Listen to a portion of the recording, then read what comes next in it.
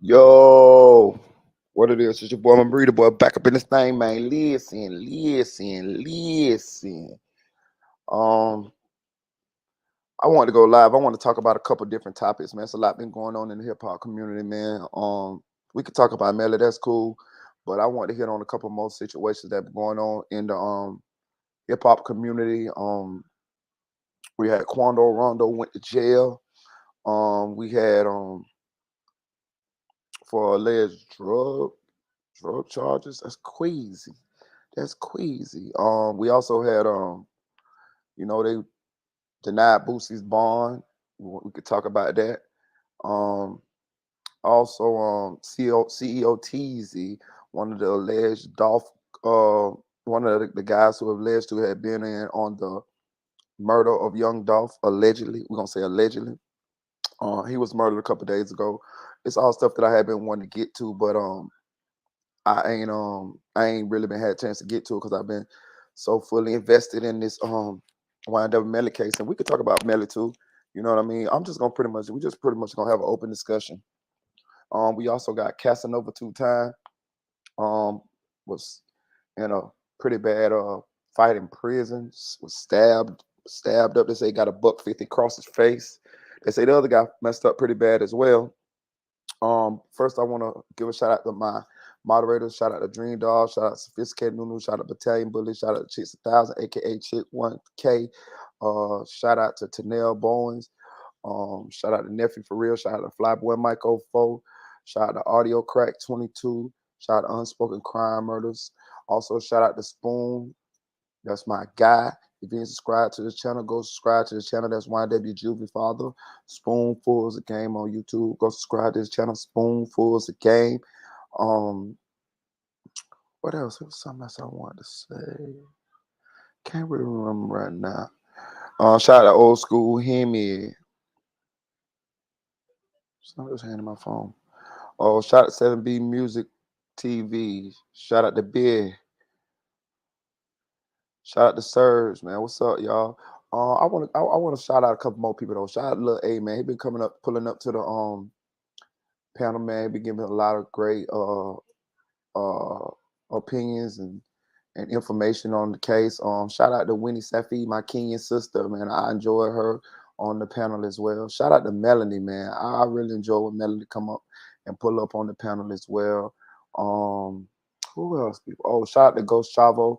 He be doing pretty good. I appreciate him coming up to the channel. We had a B Dash come up to the panel today. He did pretty good. I liked when he was up on the panel. He talked very knowledgeable.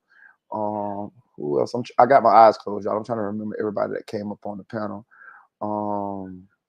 If I forgot about you, I'm sorry, but it's a lot of names I be having to remember. Um, but man, everybody that came on the panel and supported, man, I appreciate y'all, man. Hey, look, man, I saw y'all over there supporting Spoon, man. That was really dope, man. That was nice to see, man. I really enjoyed that. And I'm gonna say this too, y'all. I'm gonna say this right. I'm gonna say this. I'm trying to figure out how I'm gonna say this right. Everything y'all doing for Spoon, it really, really is appreciated. I'm saying I'm gonna say I'm trying to figure out how to say this.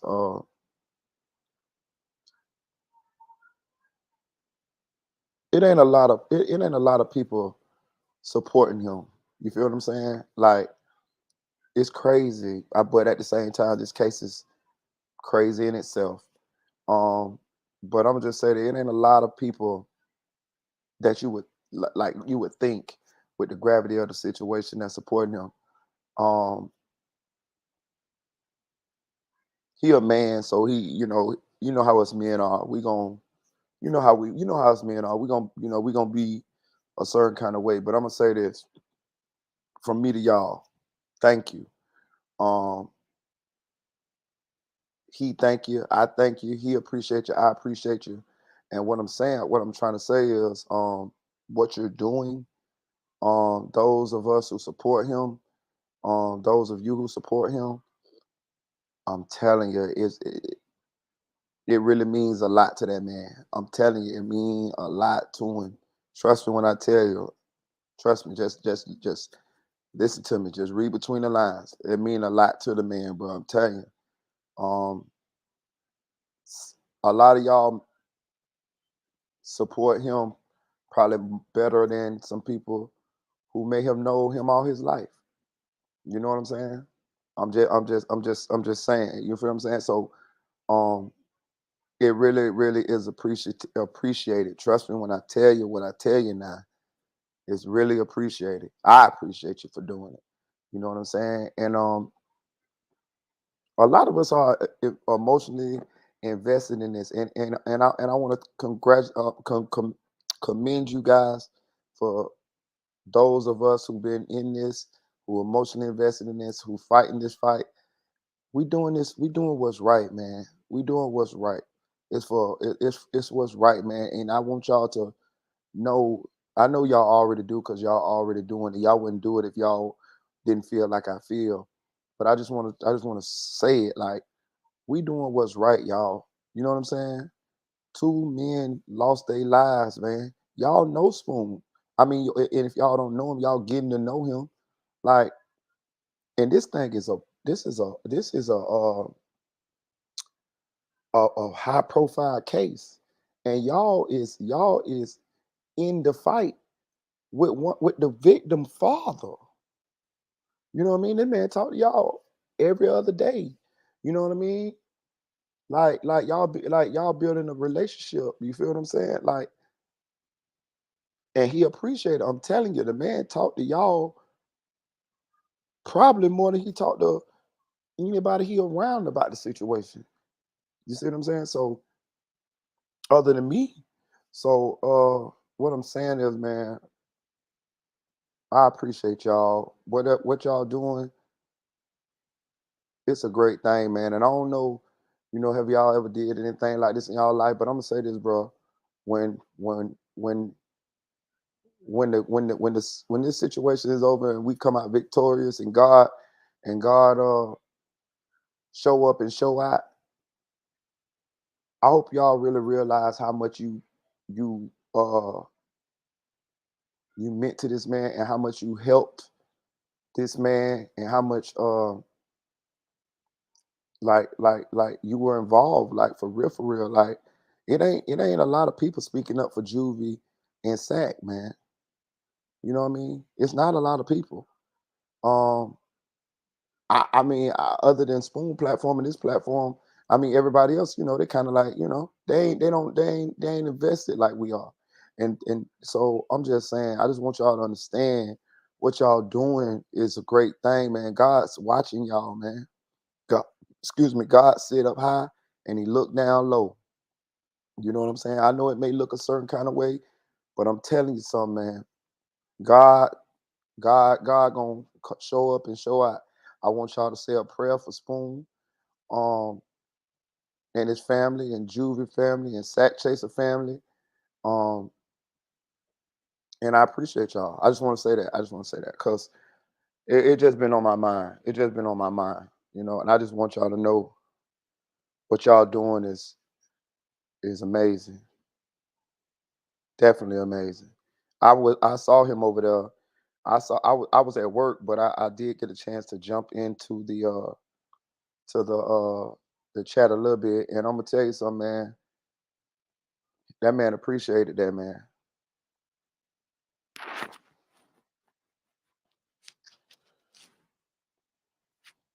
Oh, I appreciate you, Dream Dog. Say thank you for everything you've done and you're doing, Marita. Thank you, thank you. I appreciate it, Dream Dog. I'm gonna tell you something, Dream Dog. Me, if I was in the '60s, I would be like a civil rights dude. That's just how I am.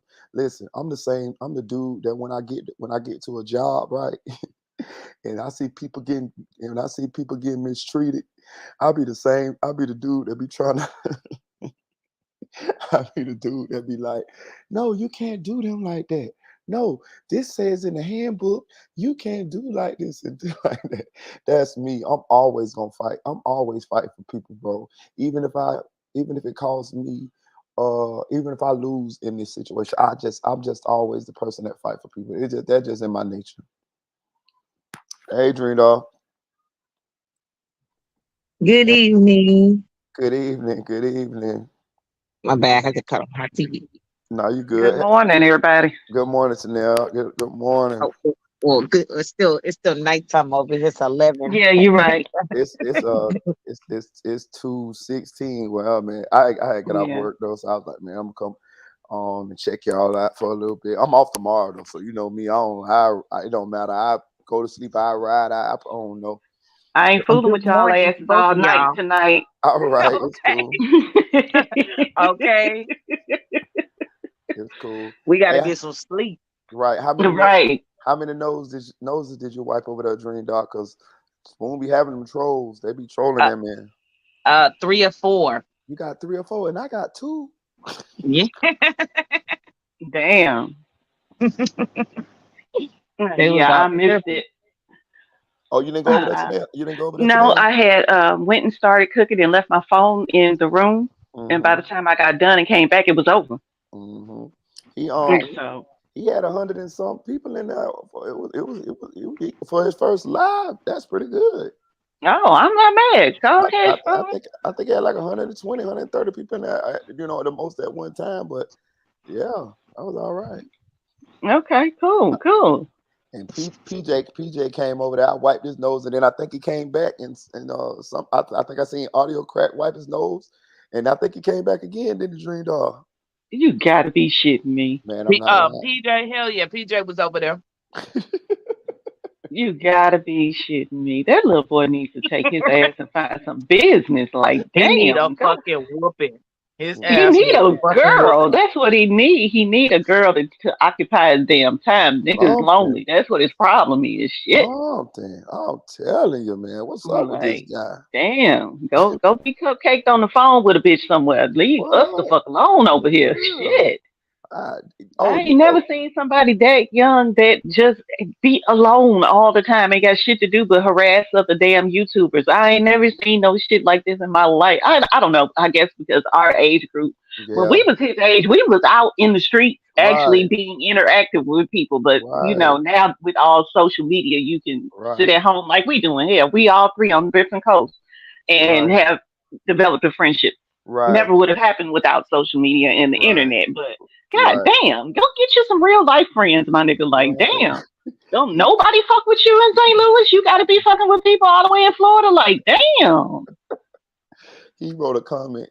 He wrote a comment. He said, "Hey, Marita." He said, "Hey, y'all, I pulled up on Marita and spit in his face at his job. Man, I ain't never seen this man in a day in my life. That little lying Louis the light bulb head motherfucker, he needs to find some business, Man, man. I ain't never seen this man a day in my life." He need to find some business. I'm telling you. Cause he gonna fuck around and find out, like the kids say. He gonna fuck around and find out. Somebody is gonna find his ass. Cause he be showing all outside his apartment and shit. St. Louis ain't but so big. And I got plenty of people I know from and who still live in St. Louis. And I'm gonna tell you Like, something. nigga, And I'm gonna tell you something. St. Louis ain't no joke. Neither why he out there doing no, this shit. it's really not. I'm telling you. It's really not. Those two places I don't like going to visit. St. Louis and Memphis. I hate going to both of them. And Yeah. got a lot of family in both. I'm in the house when I go up to both of those cities. I ain't going nowhere. Oh, you want to go? Hell no. You want to do it? Nope. I'm good. He I'm here to probably see don't be you, not the acting out city. like that in real life. Like, he He probably only can't. do it for the internet. He can't and still be He'd have been alive. underground by now if he Yeah. really was doing that. Yeah. He can't act like that in St. Louis and still be living. Hell no. I, I, I, Not I I tend to believe he an in the house guy because if he was outside, man, them dudes in the streets ain't man. Listen, even where I'm from, man, them dudes, man, his ass would have been fooled by not talking like that. man. Come to Houston with that shit and see how long you last. I'm telling you, man. See, Shit. people think we real laid back and because most of the time, most people from Houston, ain't nobody getting real rah-rah in your face, but they will clap your ass right there too. Yeah, Right, don't start no shit right.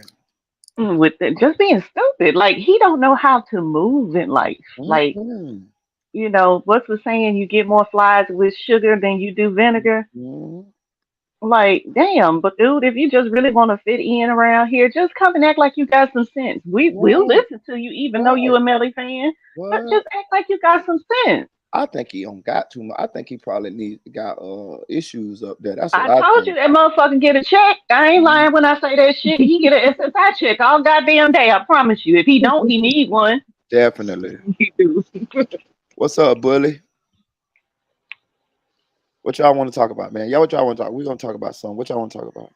Uh, We'll talk about what you whatever y'all call want to talk about. what's going on with the young Dolph case?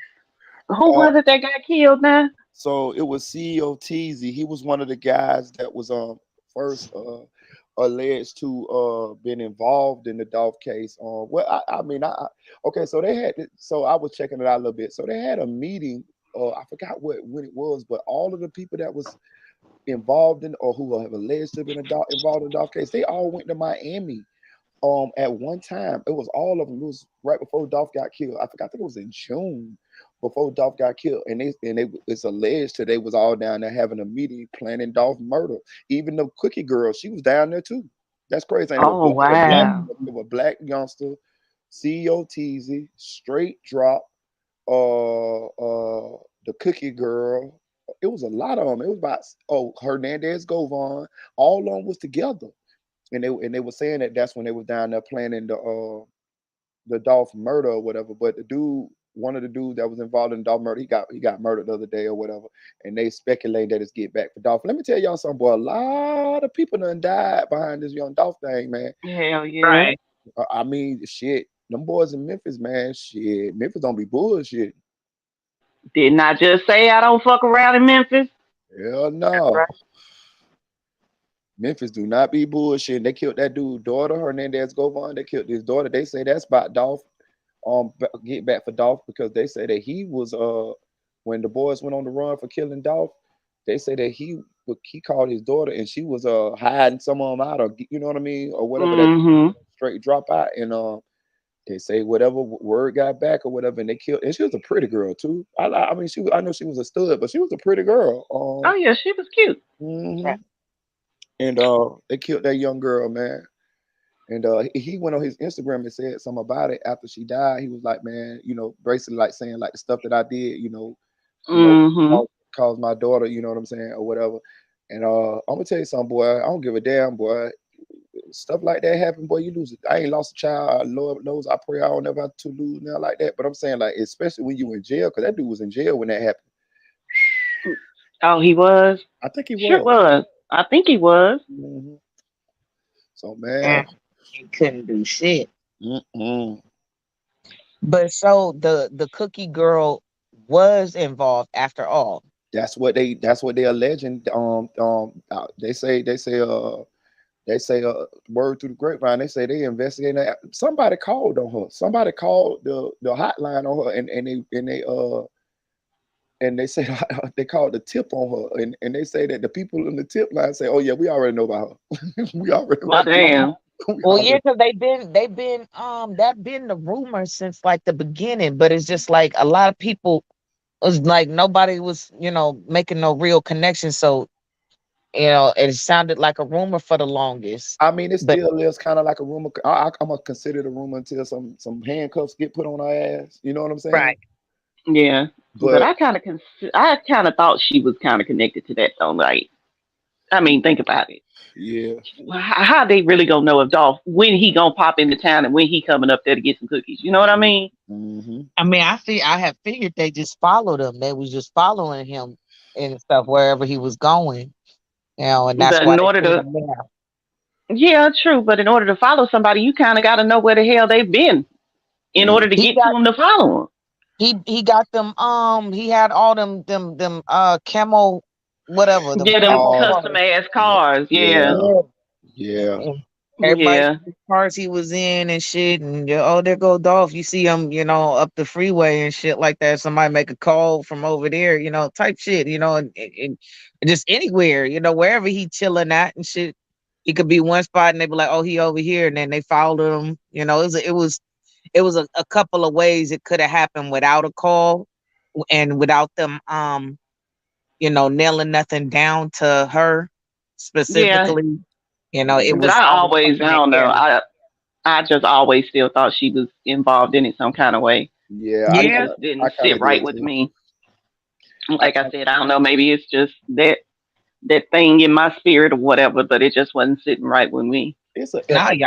y'all was, apparently y'all was right the whole time. I was like, I didn't see it without any kind of action like on her, like any kind of like police action. I ain't, she ain't never get in no trouble. There was nothing. Yeah, Everybody was still donating to the cookie shop, and it was yeah, all this sympathy for the cookie shop and shit like that. So I was yeah. like, okay, well, if it was some kind of connection, they wouldn't it wouldn't have been like that. But Mhm. shit, I'm Man, flabbergasted now. I wasn't thinking about giving a dime to the damn cookie shop. They got fucking insurance. That's what that shit is for. Fuck that. Nah, You ain't getting none of my goddamn money. Shit. And I didn't understand it. I'm like, why the fuck y'all doing a GoFundMe for a damn business that got fucking insurance? And if you ain't got insurance, that's on you. But I ain't for fixing shit That's the around this fucking motherfucker. and that's the Maybe it's cold just part. me They being got cold hella hearted, money. motherfucker. They Yeah. did they did get hella money. Hella people Yeah. donated. It's just amazing that how many people will will be involved in shit like this for money. Like okay, I'm gonna just take it. I'm gonna assume. Let's just say the cookie lady ain't never killed nobody or whatever, whatever. But she'll be allegedly involved for money. You know what I'm saying? Like that, like no Right. nobody. Well, a lot of people don't give a damn about life no more, do they? Like No. that's like life is not valuable at all to these people nowadays, man. Like Right. like damn, like that shit forever. When somebody dead, that's forever. Like, and I'm gonna tell you this. I again, I'm gonna keep saying this. I know quite a few people that's done did shit. I grew up with a couple people that's done did shit. Right. I promise you this. Uh, all of them, well, all of them that have confided in me at some point, they all say they have nightmares. Every one of them, Hmm. and they say that shit haunt them, dog. I promise you. And they ain't never these people. This been on separate occasions that I done happened to been privy to people talking to me and telling me this, and they all kind of allude to they can't sleep at night. You know what I'm saying? They see the people who they've done these things to. You know what I'm Hmm. saying? Like, Yep. Yeah. I mean, anybody with half a conscience, you cannot kill somebody and this should be okay with you if it's not for a righteous reason, quote right, unquote. right, Even if Like I it is said. for a righteous reason, they still have, you know, um, it's repercussions behind that. I literally just saw like a short. It was a cop, and he had shot somebody and killed them, and he was sad, but he was like, he was coming at me with a gun. He was pointing at me and everything. They showed the video and everything, so I'd have shot the nigga too. But it's just like he was crying and shit, and he was really upset. He was like, I didn't want to kill nobody and right, stuff like that. And so it's repercussions even when it's justified. right, Yeah, I mean, I know that for personally, not that I killed nobody, but my auntie did. right, And it was to get them. It was like five grown women beating on her teenage daughter, and she shot five times in the air. She had a damn revolver, so she only got six. She right, didn't even aim the gun. She just shot at the ground. The bullet ricocheted off the ground and hit one of the ladies in the back. She could have easily shot and killed her own daughter. She wasn't looking when she was aiming the gun, Mm. and you know, it it just happened to hit one of them, But after somebody shooting in the air five times, y'all don't stop beating the girl. Like, so what else could she do? She's right, Right. outnumbered. What else can you do? You're not just gonna sit there and let them beat your child to death. right. So So Mm. it ended up she being did what she had to justified. do. It ended up Yeah. being justified. Well, she had to go to trial. Uh-huh. Jury found her not guilty, but she had to go to trial for that. Yeah, they brought the charges against her, and I was like, "What?" That was in '92. So I was 12 when this shit happened. My cousin was 17. Damn. Mm. But she died in 2010, and up to the day she died, she regretted that. She was always, I never wanted to kill that girl. That was never my intention. But they was beating my baby. What was I supposed to do? And I'm Right, like, you did what was right. right, You did what was right. That was on them because nobody told them to do what they did. But yeah, and the anniversary of it, because that was like my family's personal 9/11 before 9/11 happened, because it happened on September 11th, 1992, Oh, which was an damn. eventful day because I got suspended for the first time in school that day for whooping a bitch ass. But anyway, Yeah, eventful day in my family. We all got some shit that we remember from that day for sure. So we all had our own little personal 9/11. What was that? 10 years almost before the real 9/11 happened for the country. And Right. she would get so depressed in the month of September every year. And it was just like she would be reliving the days that led up to it. And on that day, she would be done. I wouldn't even bother. Wow. Yeah. Hey, look, I want to tell y'all the story, right?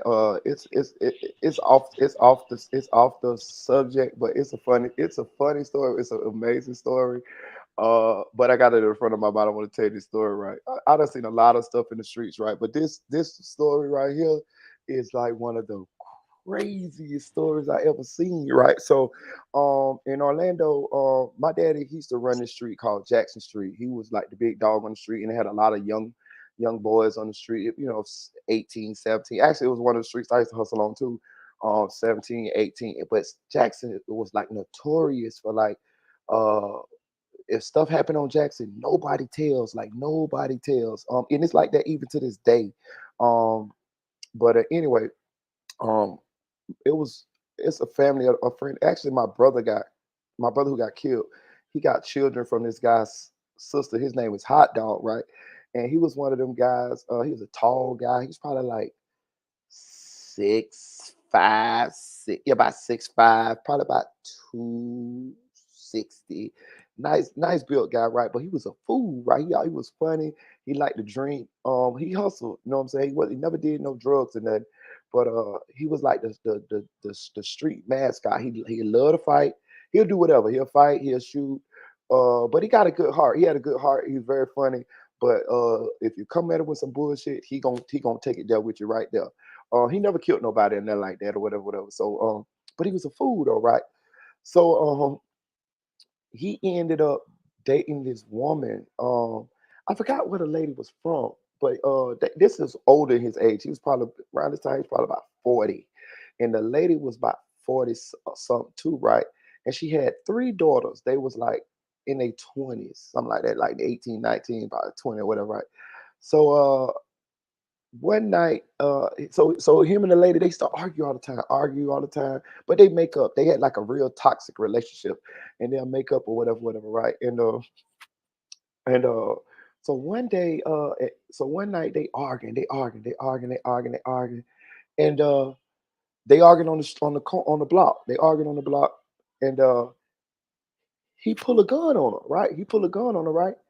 He on one side of the car, like the passenger side of the car, and she on the driver's side of the car. So he reach across the hood, the roof of the car, and pull a gun on her, right? How about the lady reach across the roof of the car and pull a gun on him? She got a gun on her too. Both of them got guns, right? So Well, damn. right, like and I promise you, I tell you no lie. She used to come and talk to us, and she loved him. Don't get twisted. She loved him. Well, in her mind, she loved him. Well, what she said, and she said, man, I think they used to fight. I think they used to get physical sometimes." And she said, she said, she was telling us, she was like, "Listen, you better stop fighting me. I killed my last husband, and I got off of it. So you better stop. You better stop." So I remember she told us this, right? She told us this like 3 days before the situation happened. What I'm telling you, right? So she reached. So they got a standoff. He got the gun over the hood of the car. He cussing her out. She got the gun. She ain't running. She got the gun over the hood of her car, over the roof of the car. It's over the roof. And he uh he cussing her out. She cussing him out. But neither one of them backing down or whatever, right? Everybody out there, every fucking body out there, every fucking body out there, right? So her daughters and all out there, right? So everybody watching them too. Everybody watching them too. So after a while, you hear a pow, right? He fall. He fall and he fall on the ground, right? So don't nobody know what happened, right? Don't nobody know what happened. This for like a couple seconds. Nobody know what happened. He said, ah. So guess what had to happen? The lady daughter had to shot him in the hip. Right? Damn. The lady shot. So the girl one of the daughters had a gun too. She shot him in the hip. Bow. When she shot him in the hip, he fell on the ground. Right. So he fell on the ground. So he laying on the ground in between the door in the car on the passenger side. Right. Guess what the lady do? Hmm. Run around the side of the car where he at. stand directly over and put she got her legs over his head, right? Both of her feet on the side of his head. She put the gun to his fucking forehead and shoot him in the head. Bow, right? What? Listen, listen. It gets funny. It gets worse. It gets worse. God She, damn. she shoot him in the head, right? Bow. Jump in the car. Tell her daughter get in the car. They haul ass. They go. They gone. They gone. They gone. Right. He ain't. He's still conscious though. He's still conscious, right? So he could talk and shit, right? So the police they call the ambulance, everything. They put him on the gurney and they take him away. He's still talking. He said, "Man, y'all don't worry about me. I'll be back by next Sunday." But he got shot. But he shot in the head. He shot directly in the fucking forehead. She shot him right in the forehead, right? So I be goddamn. This the damnedest shit I ever seen in my life, bro. Do you know that nigga didn't die? Do you know that nigga was at the hospital and was back on the block by next motherfucking Sunday? The bullet. Listen, I'm sorry. listen, listen. The bullet went in his head, in his skin, but it kind of like it must have like a 22 or something, because it hit his forehead, it hit the skull, but it went up under the skin, between the skin and the skull. So it kind of was like it didn't go into his skull, right? So, Yeah. so he was back. He was back. He was talking shit. He was like, "Yeah, yeah, man. Yeah, man. Y'all told y'all I'd be back. That shit won't stay phase me." So his mom and them, they looking for the lady. They looking for the lady. They mad and shit. They mad as shit. They mad as shit. So he talking shit about the lady. He talking shit about the lady, right? How about him and the lady get together about 3 days later? They get back together, right? You So a motherfucking lie. listen, how about his mama and them was mad as hell? They was mad as hell. They're like, this dumb motherfucker back with this bitch. She shot him in the head, this and that. There. Listen, y'all. How about 2 weeks? Okay, so he got shot this weekend. He was back that next weekend. That within 2 weeks, he went to my homeboy wedding. Him and the lady in that slow dragging on the floor, dressed alike at the wedding.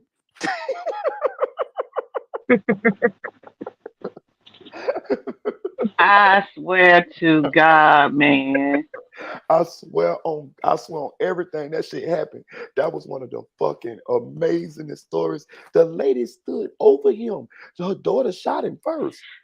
Because the daughter was on the side of the car where he was at, but he had her back to her. He didn't know. She shot him, and so he got shot twice. So when she shot him, he fell on the ground, and the lady ran right around the car, stood over him, and shot him one time. And Shit. He hard headed. very, Yeah, real hard headed. very. He fortunate that it didn't make it him have a soft ass with that one, boy. I tell and, you. and ended up back with the lady. He did. Now he ended up getting killed. He ended up getting killed on the same block. He ended up getting killed, and they never found his murderer or whatever. But yeah, man, his name was Hot Dog. His name was Derek Hale. My nephew's is his uncle. I got my brother got two sons from uh his sister, and Hmm. I knew him all my life, but he was a funny guy, man. I mean, he was a tough guy, but not really. Not. I think I got into it with him one time. I did. I told him I beat him up one time. He way bigger than me, but that was just a funny story I want to tell y'all, man. I ain't never seen no shit like that. I mean, this man was back with this lady, bro. I'm talking about they was back in a relationship going together. The lady never went to jail because he never told on her nothing, and she tried to kill him. Man, that's crazy. Well, he brandished a weapon on her too. Right, right. But what I'm saying is, once the daughter shot her, she could have just jumped in the car and left. No, she went around the car to finish the job. He ain't shoot nobody. Yeah, That is crazy as that was a hell. that was a crazy ass story, man. That was a crazy story. I had it in the front of my mind when I was just talking to y'all, and I was just like, wow, that shit really did happen, man. Hey, so how was it over there? How was it over there on Spoon's channel? I seen a lot of y'all over there. What was he saying? Because I didn't get a chance to watch it all because I was on break when it first started, but I ended up having to go back to work. He was answering everybody's questions, and yeah, that was pretty much it. He was just answering everybody's questions very clear and concise. Was it anything that like Did he say anything that was like, wow, you know what I mean, or stuff that we didn't know, or you guys may have not known, like maybe by personal situations or the people or something like that? No, it was just people in the comments asking questions. So probably like new people and stuff like that. They was asking stuff that we um we already knew. Oh, No, okay. okay. No, what's up, audio crack? You back there? What's up, audio? I'm gonna drop the link for your audio. You want to come up? That's cool. I appreciate it. I wonder whatever happened to the person with all of the opinions that they wanted to talk about and get on the panel before. What was her name? I can't remember. I Mm, think Miss Trinidad or something like that. yeah, right, right, right. I thought Unless she you could did just jump on earlier. Was that not her that was popping up, but she ain't saying nothing? Oh, no, that wasn't her. That wasn't her. She said that she couldn't get a device to do something or whatever. She couldn't get Okay. on. She couldn't get on. yo, Bully, you good? You there? Or you caking? Bully caking. He caking. He already said it. Yeah, he caking. He good. Right. But he said he listening. Hmm. But yeah, I wonder where she at. She can come on up on the panel anytime. Oh, okay. I see what I he think she said. got offended because of what, I was saying that like ain't nobody, gave up hope or nothing. It's just we talking about what's going on. Right, right. Oh yeah, And yeah, that, yeah. I remember what you talking about now, Tanel. Yeah, I get it. And I mean, that's why it'd be good sometimes. For I do like sometimes to let people up here because sometimes when you be reading them comments, the tone of the comments be a little off, and you might not. You get what I'm saying? It might be. yeah. So I rather sometimes I let them up so I can clearly hear where they coming from and what they saying because I be rereading them comments sometime and it's like the tone of the comment be kind of like I don't know if you aggressive or you mad or what is Yeah, and that's why I be trying to be chill with folks because it's like I don't know exactly how you're saying it in your head, how it sounds to you reading it versus how it sounds to me reading it. right, So I be trying to be chill, but sometimes it's just like you hit that one little nerve and you never know when it's gonna pop. And yeah, that was one of them. It was just like, damn, can we have an opinion? That's what we here for, right? right. Nobody's giving up hope, but yeah, no, ain't nobody switched on the prosecution. We thought the prosecution was ass from the beginning. They say goddamn Quando Rondo got caught in an 18-man drug sting or some shit. I'm not surprised. Yeah, I saw that today. Let me see. Let me see. I'm gonna see if I can pull it up. I'm not surprised if that's the truth. I mean, how the hell else is he making money right now? Right, right. Let me see. I'm gonna Yes, see. although I've never been a fan of his, because to me his music is ass, but he Uh, he can't book a show now. right. He got a couple songs I like. I like Imperfect Flower. I like uh I like three of his songs. I like ABG, Imperfect Flower, and I like the one with Lil Baby. I remember, but the rest of them I ain't too much fucking with them. No, him You as an artist overall, he you can keep him. have you ever heard his story on Vlad TV? Like him tell his life story? Yeah, yeah, That shit sad as hell, ain't it? it really is. It really is. Damn, that shit sad. I was like, wow, man, But I was it's a lot more people's life stories like that than we even realize. yeah, man, his story is sad as hell. If he wouldn't have caught that little break and went viral, man, ain't no telling where he would have been, man. Shit. Yeah, yeah, Yo, what's yeah. up? What's up, audio? What's up? Salute everybody. Salute, Hey salute. there. Good, How good you doing today? morning. I'm doing good. How about yourself? I'm good. Thank you for asking. That's good. I'm gonna play this little news clip real quick. It's short about Quando. They say he got caught in a drug sting or something.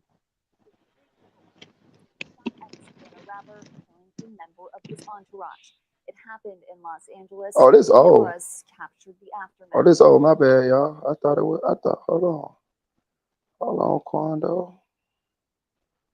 What happened here? I'm gonna just go to Seti Nash video. Me and him. I talked to him one time. We all right. We all right. He did a little. I watch I watch his channel pretty often. Yeah, yeah. That's why I say me and Seti. He don't know me personally like that, but I done talked to him in the comment section once. Maybe once or twice. Once or twice. Let's see. Well, I've seen that post. So here's what the hell happened. Exclusive, baby. Quando Rondo busted for drugs in Georgia. Quando Rondo is starting his Father's Day weekend behind bars. As NBA YoungBoy Never Broke Again artist was locked up on drug charges, TMZ Hip Hop has learned. According to booking records in Georgia, Quando was arrested Friday and subsequently charged with 2 counts of conspiracy to violate Georgia's Controlled Substance Act, 1 count of participating in criminal activity affiliated with a street gang, and 1 count of illegal use of a cell phone to facilitate a drug deal. He was indicted along with 18 other individuals who are accused of conducting the drug deals between October 2022 and June 2023. Prosecutors claim the 8BG rapper instructed other defendants to negotiate weed prices, then travel to Macon, Georgia to pay the supplier. Pardon me. According to online records, Quando is currently locked up in the Chatham County Jail. He clearly sensed the immediate doom because he tweeted out to his family members shortly before going in. We reached out to his record label to see if they had any further comment on the matter. Nothing but radio silence so far. 16-13-33, attempt or conspiracy to violate Georgia Controlled Substance Act, felony. 16-13-32.3a, use of communication facility and commission of a felony involving controlled substances, felony. 16-13-4a, unlawful for person, employee associated with criminal gang to conduct, participate in criminal activity, felony. 16-13-33, attempt or conspiracy to violate Georgia Controlled Substance Act, felony.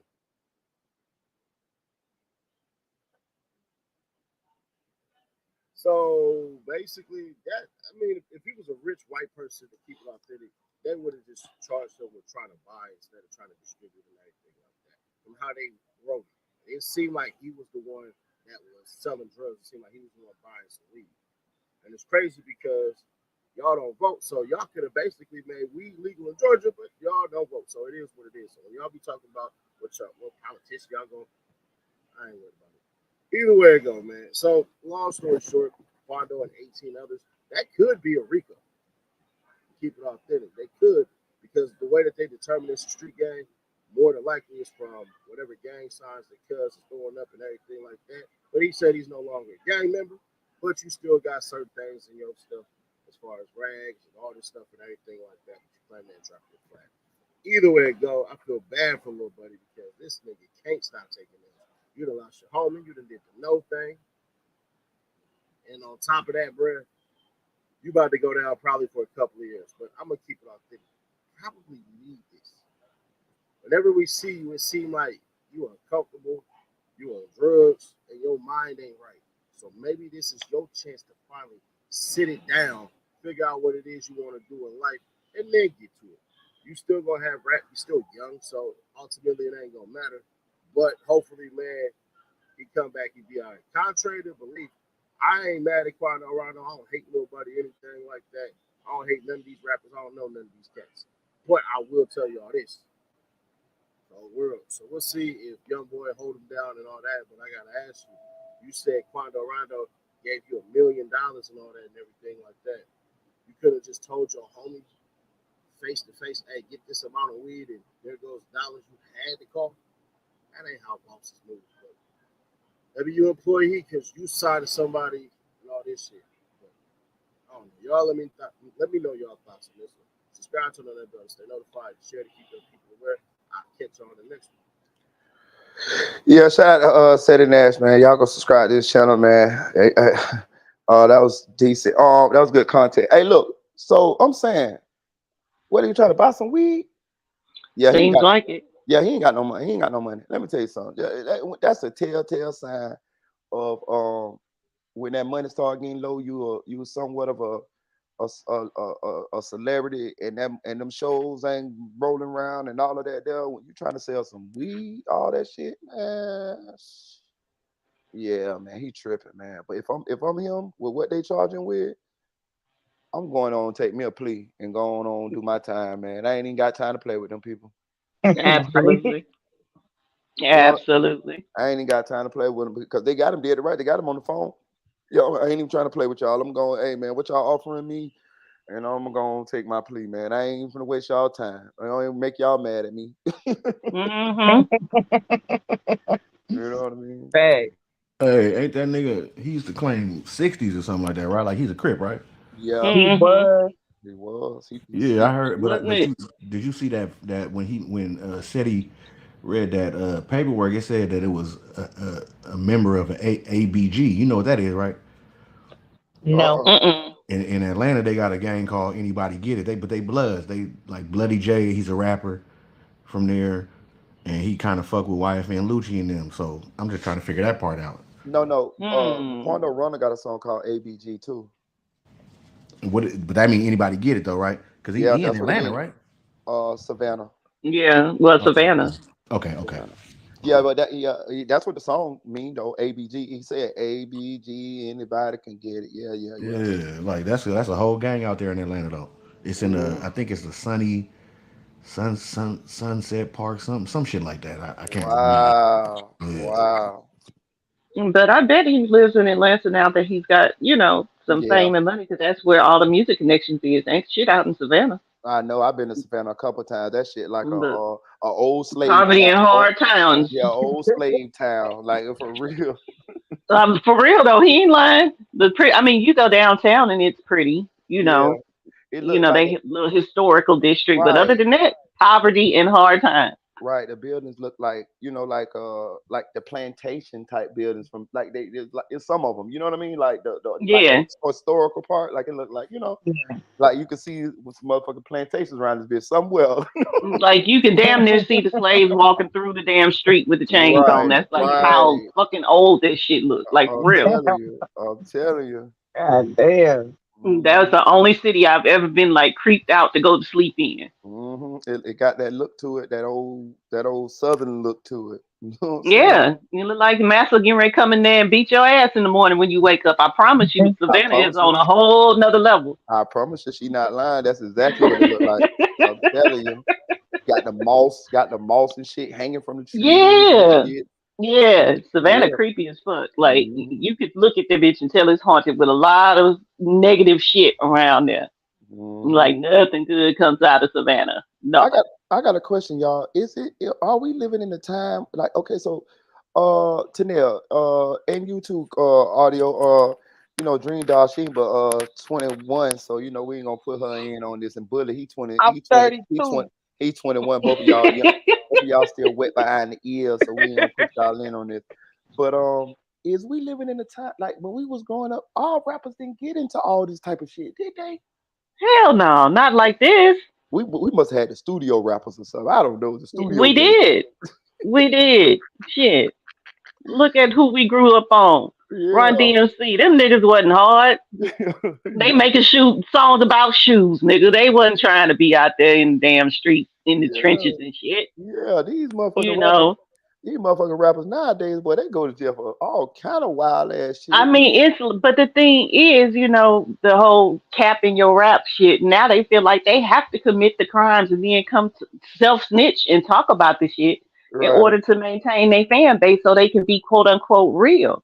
But Right. that's some of the stupidest shit ever. Like, Mhm. come on. Right. Like I don't get it. I don't get it either. What you say, audio? Huh? studio rappers, man.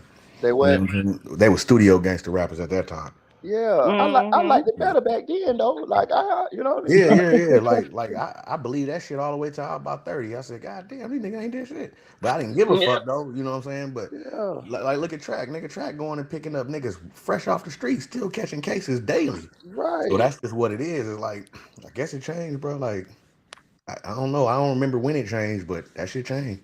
Goddamn, what the fuck I was finna say? Damn, what I finna But say. I preferred the studio rappers, me myself personally. Shit. Right. I That's what Yeah, I'm mean, nigga can the go to the music. concert and shit. Nigga, Yeah, I'm not going to no concert these days. hell No, no, saying. that shit dead. Lil Wayne was absolutely a not. studio rapper too. Uh, All yeah, he sure was. Yeah, Yeah, yeah, yeah. yeah. And so I I Yeah, love mean, yeah. Wayne. the Yes. change happened maybe around like from in '07 to 2010 ish, like really like Gucci and Yeah, the trap wave and stuff, the real trap wave. yeah. So 2010 and up, it really switched to where you really had to be really doing this shit you was rapping about. But yeah, But like what happened? I guess my thing is okay. Like we had rappers that had turned, or drug dealers that had turned into rappers, right? Look at Mhm, Easy, mhm, drug dealer, big drug dealer, turned into a rapper, right? mhm, But once he turned into a rapper, he left the drug shit alone. He mhm, didn't Right. Absolutely. go back to it. So mhm. Absolutely. my thing is, these folks now they still have a whole ass rap career and still trying to be a kingpin at the same time to get new material. Well, they I got to don't Mhm. get that. understand that. They got to get that footage for IG. To nail. They got to show them that they out there. Right. Yeah, You know, shit. if we don't see it, nigga, we don't. I get well, not for me, but the youngsters, if they don't see it, then they don't believe it. Right. Yeah. They gotta, back in the day, a nigga could leave his hood, come back, throw a barbecue, and everybody happy. Nowadays, Yeah, you gotta take care of everybody when you come back now, because you gotta pay for protection and all this extra shit, because you got the Yeah. jewelry and shit. You know how it go. yeah, Nigga ain't really nigga. Once you make it, you really ain't supposed to go back. You supposed to go back, do your food drive or your Turkey giveaway. yeah, man, your kid giveaway for bikes Yeah, and some shit like Backpack bike. that. giveaway. Right. Yeah, bro. Right. And That's then what you go back E40 be doing out here. yeah, and then Mhm. work on your craft, and continue that, and that would be your legacy in the hood. Right. You know what I'm saying? yeah. Ain't nobody turn nobody that giving something to kids away. I mean, you can't be mad at that. Right. You know what it is? We let the street dudes in the dough. That's what happened. As far as like the rap game, that's what happened. Like it's not about talent no more. It's about your street cred. How many bricks you sold? How many people you killed? How many times you got shot? You know what I mean? How many Fed cases you beat? You know what I I'm mean? gonna tell you when I saw the tide turn for me myself personally. When Chief Keef got on, Mm-hmm. that changed every fucking thing. Yeah, Mm-hmm. that was Because the 2012. dudes that he was shouting out was the real goddamn killers in the street. He wasn't. If he said Mm-hmm. your name, it's because you was really doing some shit. Fredo in You the know cut. that. That's a Right. scary sight. Yeah. He Yeah. wasn't just saying that shit because it sounded good. You know what I mean? Mm-hmm. So it was the truth. So that's when everything started to change. And even though drill was underground for the longest, once he hit the mainstream and people really started listening to what he was saying, oh, now this is the way to get that we can get on. Oh shit, nigga, it's on. It's up now. That we know how to do it. Mm-hmm. It's like he put a formula for it. And I don't know. I don't know. It's just it's bad. Let's go down this rabbit hole for a second. So that's what put everybody the masses onto the drill rap, right? So the record Hmm. labels they kind of complicit in this as well, right? What y'all say? Always Absolutely. been. Always Definitely. have been. Hey, Mm-hmm. you Anything read? that Go ahead. I'm sorry. that put- oh, I'm sorry, but anything that puts death and destruction into the black community, hell yeah, they into it. Mm-hmm. Hey, you read Scotty Fly? Scotty Fly got a point on that comment. It's because he's saying like basically YouTube. It's so easy to make music, and then you could it's kind of oversessed. Like it's so many people, so now you could pick whoever, and they still got street ties. They can have 1 million views and still be in the street. That's what he was saying in his comments. So I kind of agree They with him. get famous and still be broke. Yeah, Yeah, you right. yeah, I agree with that. Somewhat, Th- somewhat. that's true. Yeah, yeah, it's somewhat. He's okay. Let me read the comment. Say, nah, it ain't that. It's too easy nowadays to get your music heard. All you need is internet and a computer to get a million streams. They get famous and still be broke for. Okay, yeah, I get it. Yeah, he right. He right. He right. But he right. Yeah, yeah, yeah. Definitely, definitely. Because let's just say the record companies did stop giving these guys deals. These guys still would blow up locally, and then eventually they still gonna make themselves what's the name, because they don't have to go through the record companies anymore. Even though the record companies is signing these guys, they signing them because these guys are blowing up where they from. So they like fuck it. That's what the kids want to listen to. You know what I'm saying? Yeah, because it used to be back in the day, you used to get signed and then you get a hit. Now, Yeah. in order to get signed, you have to have a hit already, pretty much. Or at least a following. At least a following. Yeah, Yeah, the yeah, following. they're You know not, what I'm saying? You because ain't they even gotta don't have a do hit. any. Yeah, they don't even do any type of development, A&R, all of that Mm-mm. shit that they used to do back in the day. They don't do that shit no more. Oh They no, just none of throw that. your ass Yeah. out there and do what you do. Mm, Artist but development, all that. You know how to hold the mic, how to move on the stage, Yeah, all that shit out the yeah. window. Oh no, no, no. That's and why they get on the J stage and just jump around and consider that putting on a show. Like, really? and that's what these guys listen. Listen. I'm gonna tell you. I ain't tell you no lie. I'm gonna tell you another little story. I'm gonna make it real quick. There's a dude. His name was Little Soldier Boy. Nice little kid. I remember him from the hood. I used to serve him, but he was already out the door. You know what I'm saying? He wasn't no. He used to sell drugs, but I was selling weight, so I used to serve it to him. And but he was real nice. Like he was a good kid. You know, he just wanted him some money. You know what I'm saying? So anyway, where the spot where he was serving at, um, they used to bully him, right? These guys was bullying him. They was bullying him, and he actually came and told me about it after the situation happened. But anyway, make a long story short, um, the guys down there ended up robbing him. Um, then another time he was down there and they jumped out on him. He ran in the Chinese store, and when he ran in the Chinese store, the guys went in his pockets and robbed him again. They left out the store, and when they left out the store, he called his girlfriend to come pick him up. They came back in the store and said, "Who you calling?" and took his phone from him. Then another time they beat him with a stick and took him to and God damn. yeah, they I'm got him. sorry. I'm sorry. Yeah, they got him about three times and three, four times, and they went and they he ended up going to the hospital, right? So he decided, man, I got to get me a gun, man. Fuck this shit. I'm tired of these dudes beating up on me, just and that, there, whatever, right? So he told me the story, right? This is another story he told me, right? So he was out on the block, and it was the same group of guys. It was like three of them, and they always every time they seen him, they used to rob him, go in his pocket, and he made money. Like he was a popular guy, but he wasn't violent at all. And he said they rolled past him. They was in the truck. They rolled past him. He said when they rolled past him, he seen him hit the brake lights. He said, "Oh man, they finna come fuck with me." But he had done got him a little 38 or something at that time. I forgot what kind of gun it, but he had got him a gun to protect himself. So he said they backed up. He said when they backed up, he said he was on one side of a car, and they end up pulling in the driveway and pulling on the other side of the car. He said when they pulled on the other side of the car, and the dude got out, the head guy who always be beating him up and jumping on him and robbing him. He said when he got out the car, he himself walked around to the back of the vehicle that he was standing at, and the other guy was walking around to the back of the vehicle where he was getting out of, but the cars parked side by side. He said when the dude got around the side of the vehicle, he said he went to shoot. Pow, pow. But the dude had a gun. He said the dude did have a gun. He said he went to shoot. Pow, pow, pow, pow. He said it's funny though. He told me, he said, "Little Pico," he said, "I shot him." He said, "When I shot him, he fell on the ground." He said, and the other dudes jumped out the car and went to running. He said, "Little Pico, I stepped over his body and went to shoot." He said, "I stepped God over his damn. body." He said, "I stepped over his body and went to shooting at the other dudes. Pow, pow, pow, pow, pow." He said they went to running down the middle of the street. He said when they ran down the middle of the street, when just so happened the police was coming up the street. So he said he took off and went to running. He went to running, he went to running, he went to running, he went to running. And he say, he ran and got under the house. He said when he got under the house, the house was on bricks. He said when he got up under the house, he said he leaned up on one of the bricks and went to cover himself up with dirt. God damn. He said he was trying to. He said, man, I was trying to dig so deep into that goddamn dirt. He said, man, I was putting dirt in my face and my mouth, all on my body. He said I was just trying to cover up in dirt.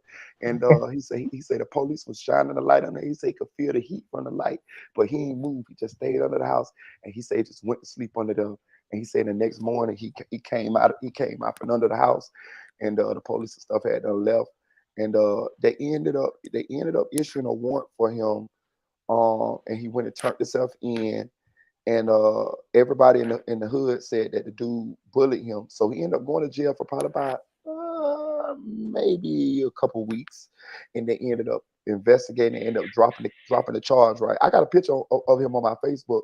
As soon as they dropped the charges, he came and found me. Right, because I was rapping at the time. Right, so he came and found me because I told you I used to serve him. Right, so guess what the fucking first thing he tell me. Hmm. Man, goddamn. He said, I'm ready to rap now, man. I got me a free body. I got me a free body. I say, bitch, See, see, nigga. See, I swear to God. exactly. I Hey, but swear to look, God. They this end up giving him 3 years for the gun. He in jail now. Well, he might be out now. But last I heard, he gave him 3 years for the gun. But I promise you, he told me all this story I'm telling you, he told me this bitch verbatim. He told me this himself. He was laughing, all type of shit. He said, man, I didn't want to kill that dude, man. He said, man, they beat me up 3 times. Hey, but look, you see how the streets will make a nigga probably trying to just get some money for his household. They make a nigga a demon. Yeah, You get what Yep. I'm saying? Like you said Yep. that he took the first robbery. He's yeah. supposed to do something then, but he didn't because he wasn't No, like that. Like you said, no. he took the second one, but then you see how the streets will turn you into something that you probably not just trying to figure it out. Yeah. That get fucked up. And he a nice kid too, man. He's so funny, man. Listen, he when he told me the stories, he didn't sugarcoat them bitches. He said, man, them dudes beat me up so bad. He said, I went to the hospital. he said, God damn. he said, man, when they robbed me in the stove, he said, man, I ran in the stove. I told the Chinese lady, call the police, call the police, call the police. She said, get out of here, get out of here, get out. He said, oh, I ain't going out there, I ain't going out there. He said, he I'm said, sorry. listen, I'm telling you, he would tell you this story, man. He's a funny kid. He say, man, listen. He say when they robbed me, he say, what? He say, man, when they robbed me, the Pico, he say they didn't take my phone, so I was calling my girlfriend to come get me. He said the dude came back in the goddamn Chinese store and say, who you talking to? And took his phone. He said, I gave him. He said, I gave him the phone. He said, I told him, man, please don't kill me, please don't kill me. Oh shit, I'm sorry. Look, I laugh at some of the stupidest shit because I have the darkest sense of humor ever. So Uh, forgive me if you think it's inappropriate. I'm laughing, but that man, shit funny as Man, I fuck. was dying laughing when Oh, he said, Lil Pico, bitch, I'm ready to be a rapper now. He said, I got me a free body. He said, take me to the studio. He said, I heard y'all rapping. Take me to the studio. oh God. That's crazy. That's Nigga said he crazy, Oh, got man. him one. Got him, I man. literally got tears running down my face. Man, I'm God telling you, damn. these are true stories, man. His name Little Soldier Boy. I got a picture of him on my face. I took a picture of him the day he told me the story. I took a picture with him. And I posted on my Facebook. It's still up there, whatever, whatever. But yeah, man. So that goes back to these guys, these rappers. They do shit nowadays to get street cred, and then they turn into rappers. Like, okay, I'm gonna even tell you another story. It's a legitimate in the hood. I grew up with his daddy, and I like him a lot, man. I really like this little boy, man. I really, really like this little boy. But he liked that. You see what I'm saying? He liked that, Hmm. and he taught me and his daddy is real close. We real close. Like I knew his daddy since I was probably like 17, 18. I remember his mama was pregnant with him, but he grew up. He even graduated and everything. Like he turned into a street dude late. He turned into a street dude like 17, 18 years old.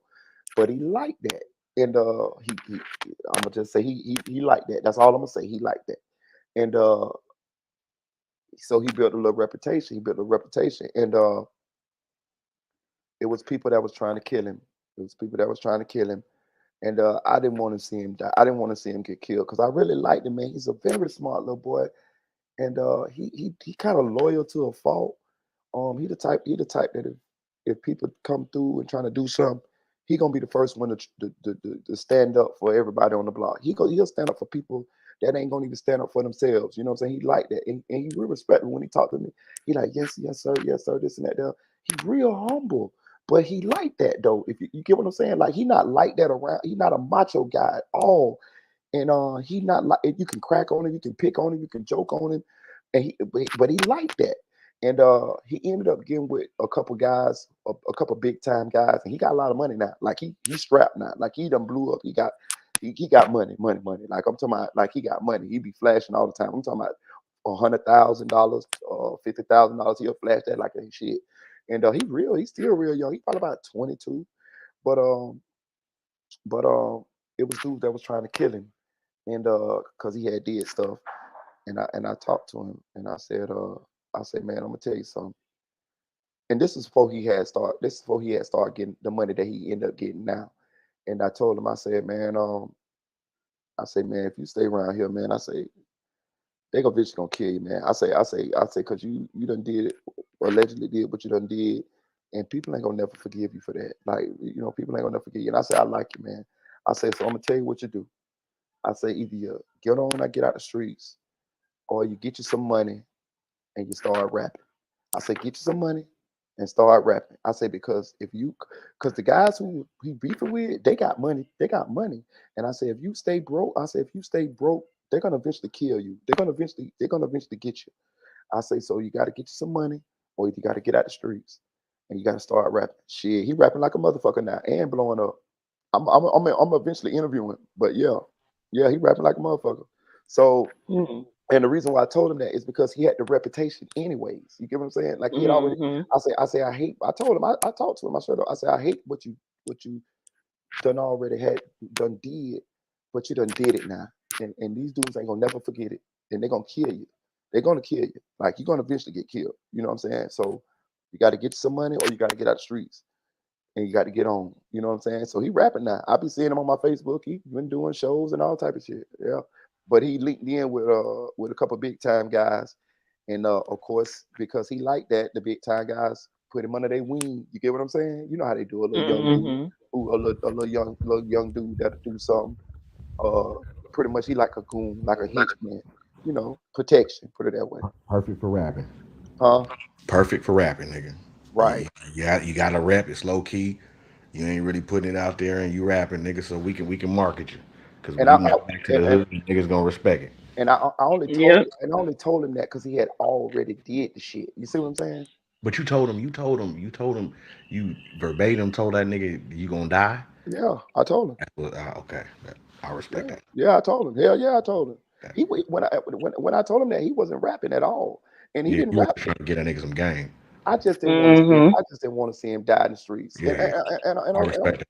hold on, and I'm gonna even take it a step further than that. The people who he was into it with was some people in my family. You see what I'm saying? But I cared that much for him till I didn't want nothing to happen to him. You see what I'm saying? Yeah, So I was like, man, you know what I'm saying? you And they actually they got the kind of done squashed it a little bit now, but they still don't hang around each other. They still don't, you know what I mean? Like if they see each other, it could be some sparks flew. You know what I'm saying? yeah, that was But it. Mm-hmm. he my friend's son. Me and his daddy is tight. You see what I'm saying? So I just didn't want to see nothing happen to him. But you know what? That might be offering him a level of protection too. You never know. Hmm. It'd That be you don't even know. He don't even know he have just because they uncle or who, however they related cousin, however, mm, and his daddy are tight. So mm, sometimes you just gotta leave shit alone just because of ties in the street. Family mm. ties or that you don't even. It ain't got shit to do with you, but I know you cool with so and so, so I gotta leave you alone. Otherwise, I'ma have problems. You know what I mean? So sometimes I was in that should be working in your favor. I was in quite a few situations like that, but I never had no problems because my daddy is big time. Like my daddy got a real strong presence. Like everybody. My dad afforded me and my siblings a amount of protection in my family. I tell you, I got the biggest family in Orlando. Trust me, I promise you, I have the biggest family. Like we known, and that afford. But my daddy, he like the mascot of the whole family, so it afforded me a level of protection to where a lot of stuff didn't happen to me, or a lot of people didn't do stuff to me or try me or stuff like that. But I also knew to get the fuck on too. Yeah, You know what I'm saying? yeah, Because it's a new generation now. You see what I'm yeah. And that don't know nothing about your daddy. right? Or Yeah, don't give a fuck. You exactly right. and your daddy might have did some shit to some of their family, and you know how it go, nigga. They Yeah, grow up. Hmm. yeah, So, yeah, yeah. yeah. No, my daddy wasn't like that. No, I'm gonna tell you, my daddy was I'm gonna say my daddy. My daddy was a hustler slash loan shark slash hustler slash loan shark slash businessman. That's what he was. My daddy was the type of dude. he ain't never had no problems. Like. I'm 100% sure he had muscle. Yes, that's what I'm. When you loaning nigga something, he didn't never do nothing. Right. But nigga, it got done, is what I'm saying. That's what I'm trying to Mm. say. He Okay, had okay, people cool. like he had like my brother who just died. He was the muscle, and then I got a lot of cousins and shit like that. And my dad had a lot of the young boys up under him. They was the muscle. You see what I'm saying? My dad used to run the whole street. So I'm talking about, let's say about 20, 30, 18, 19, 20 year olds. You feel what I'm saying? Like shit. You know what Mm-hmm. I'm saying? So he never had to do nothing. Like, you know what I'm saying? So yeah. And then my dad was real cool with a lot of police too, like a lot of police. Like my dad was cool with the mayor, the fire chief, all type of shit, man. I'm telling you, man, my daddy need to write a fucking book. He could write a fucking book. I'm telling you, my daddy. They don't be want me to tell the stories. They say I be telling all my daddy business, but I'm telling you, my daddy was a motherfucker, man. I'm telling you, my daddy. You see, everybody came to to sit with my daddy every day. I'm talking about polices. My daddy would have polices sitting at his house 7, 8 hours straight. Hold on now, but he was a hustler. So just imagine you sitting up there and it's like five polices and they just talking stories and they cracking jokes and this and that. There, right? And then here comes somebody who want to buy some drugs. Guess what they'll do? They'll sit right down there and talk with my dad and the polices, and then play it off like they just having a conversation. Soon as the police leave, they go, my daddy, what you want? Mm-hmm. Damn. And the police is new. They knew. The ones that Of was course. cool with my daddy. They knew. They knew. Like they knew. Trust me. Like they knew. They was doing shit too. Put it that way. They was doing shit too. I done sat around and privy to too many conversations. They was doing shit too. Man, Huh? I'll say this.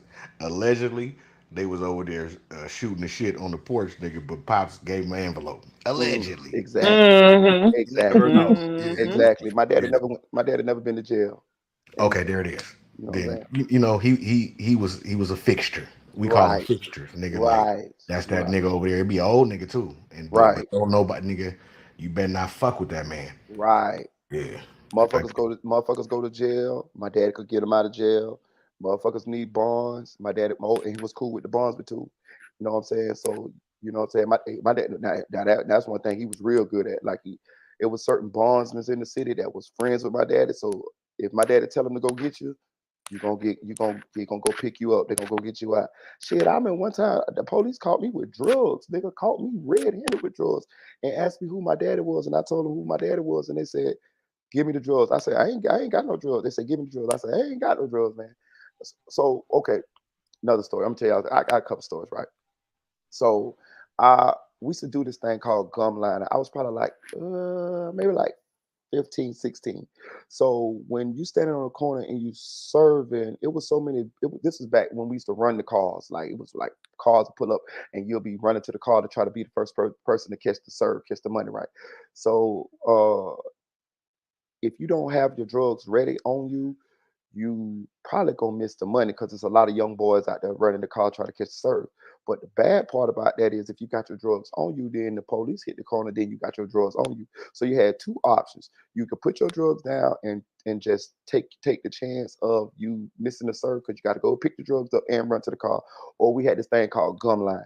This is when you put the drugs in your mouth, you put the crack and cocaine in your mouth, and you hold it in your mouth Yeah. under your tongue, or in your Jaw. jaws. So that's Yeah. what we did. That's what I did, right? I'm a product of that. Okay, Right. go So right. So I used to do it too, and it was when we look back on it, it was like, what the fuck was we doing? But we used to do it. So one night I bought a 8 ball from one of my partners. He sold weight. I was a kid at the time. I had not started selling weight at the time. I was probably like 15, 16. So I bought an 8 ball, and that's 3.5 grams. And I want to say I had 20, 40, 60, 81, 20, 40, 60, 82. I had 10 20s. I had broken down into 20s. I had 10 20s. I put them in my mouth. So just so happened the fucking police, I was at a dice game, but I wasn't shooting dice. I was just standing around the dice game. It's early. It's 4 in the morning, like 2 or 3 in the morning. So the police it's nighttime, so they rush the dice game. So everybody run, scatter out and run. So when I go to run, how about the fucking police start chasing me? So make a long story short, I was good at destruction of evidence. That's my thing. I told y'all about the story about I was trying to eat the weed. Well, I ate the dope, right? So Yeah, yeah. I swallowed the fucking dope. The police gaffing me up. They body slammed me. Try to tell me spit it out, spit it out. I ain't spitting shit out. I'm chewing it up. I'm chewing it up. This is fucking crack cocaine, right? Your whole fucking mouth go to getting numb, all type of shit, right? So I'm chewing. I'm Hey, putting it. wait, I ain't trying to cut you off, but Yeah. I was gonna ask you how many motherfucking times your jaw got numb, nigga, sitting there with A that lot. shit. Now you know we was in taking that though, right? Yes, yes. That's Yes, what I'm thinking. nigga. Yes. Yes. Okay, go ahead. Yes. My bad. So I'm chewing it up. I'm chewing it up. They beat me up. They beat me up. But I ain't opening my mouth. I ain't opening my mouth. So I fucking they put me in handcuffs and they put me in the back of the police car. I'm still in the back of the police car chewing dope up. They like, look at that motherfucker. He's just fucking chewing that dope up. So I don't remember what happened after that. All I remember is fucking just blacking out, right? I just remember I don't remember shit. It just happened. So when I wake up, so I remember having a dream that it felt like I was fighting some people or something, like I was really strong. And then that's all I remember. And then the next thing I remember, I woke up, I was in the hospital and I was naked. This I think I told y'all part of the story. I was naked, but I'm gonna tell you the next part of the story. So I was naked. That's when they had me tied to the bed, strapped to the bed, and they had a catheter in me, like in my penis. They had a catheter in there, and it was a bucket on the floor, and they was this is what they were doing. They was making me pee so they could drug test me. You see what I'm saying? So Hmm. so they end up making me drink this charcoal mixture. It was like water with big rocks of charcoal in it, and that was to filter out the cocaine. And that's when the lady told me that I had a seizure. And so what happens is the police don't want to pay your hospital bill, right? So what they do is they took the pee and they tested it for cocaine, and they end up releasing me from the hospital maybe like a 2 or 3 like a day or so later. My sister and them daddy came and got me, and they brought me some clothes and shit because I ain't had no clothes because they had done cut my clothes straight down the middle. And they ended up giving me a warrant for destruction of evidence. But before the warrant came out, right? How about I go back straight on the same block? We're gonna do the same thing. I went back straight on the same block, maybe about 2 days later, and I got dope in my mouth again, right? So the police jump out on me and he say, come here. I say, no, I ain't come here. He said, come here, come here. I say, no, no, I ain't come here. He say, listen, I know who you is. He said, you Pico's son, ain't you? I say, yeah, I'm Pico's son. But now it's all the boys out there. It's everybody out there. All the boys on the block out there. He say, come here. I say, what? He say, man, let me see. Open your mouth. I say, man, I ain't got nothing in my mouth. I was a pro at holding that shit in my mouth by then. He say, man, I said, man, I ain't open up my mouth. I ain't open nothing, man. He said, man, open your mouth. I said, no, I'm not. It's a white guy too. He said, man, let me tell you something. He said, man, I'm friends with your daddy, man. He said, let me tell you something. I know you. He said, you the one that had that seizure the other night, didn't you? I said, man, what you talking about? I'm trying to play hard. I'm young. I'm trying to play hard. All the boys out there. I said, man, I don't know what you talking about this. He said, man, listen. He said, I'm gonna tell you something. He said, if you give me that dope out your mouth, I'm not gonna charge you. I'm not gonna take you to jail. He said, I'm gonna let you go. He said, your daddy just lost one son. Your daddy lost your brother Ricky. He just got killed, right? I said, yeah, my brother got killed. He said, you just had a seizure, right? I said, yeah. He said, if you spit the drugs out, I'm gonna let you go. I say, man, I ain't spitting shit out. You know what I'm saying? Everybody watching me. I can't spit it out. They're gonna think I'm the police. I say, Nigga, nah. period. You Right. I say, can't no, do it. nah, I can't do it. I say, nah, I ain't doing it. That man begged me. That man begged me. So my stepdaddy came up, which is my sister daddy, and he came up with his old lady. He said, man, just please spit it out. He said, just spit it out for me. He said, the man said he gonna take a jail. Now all my homeboys standing around. This shit going for like 20 minutes. I'm telling them no. They ain't got me in handcuffs or nothing, but and it's just one police, and he just asked me to spit it out. So eventually I was like, fuck it, man, I'm gonna spit it dope out. I was like, so I spit it out. I spit it out on the ground. He said, now open your mouth.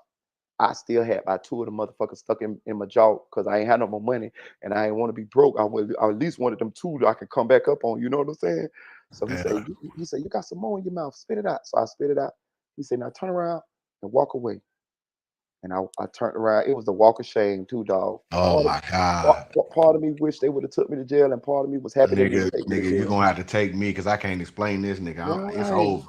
right. But they ended up letting me go, and I never got charged with it or nothing, and it was all because of my daddy.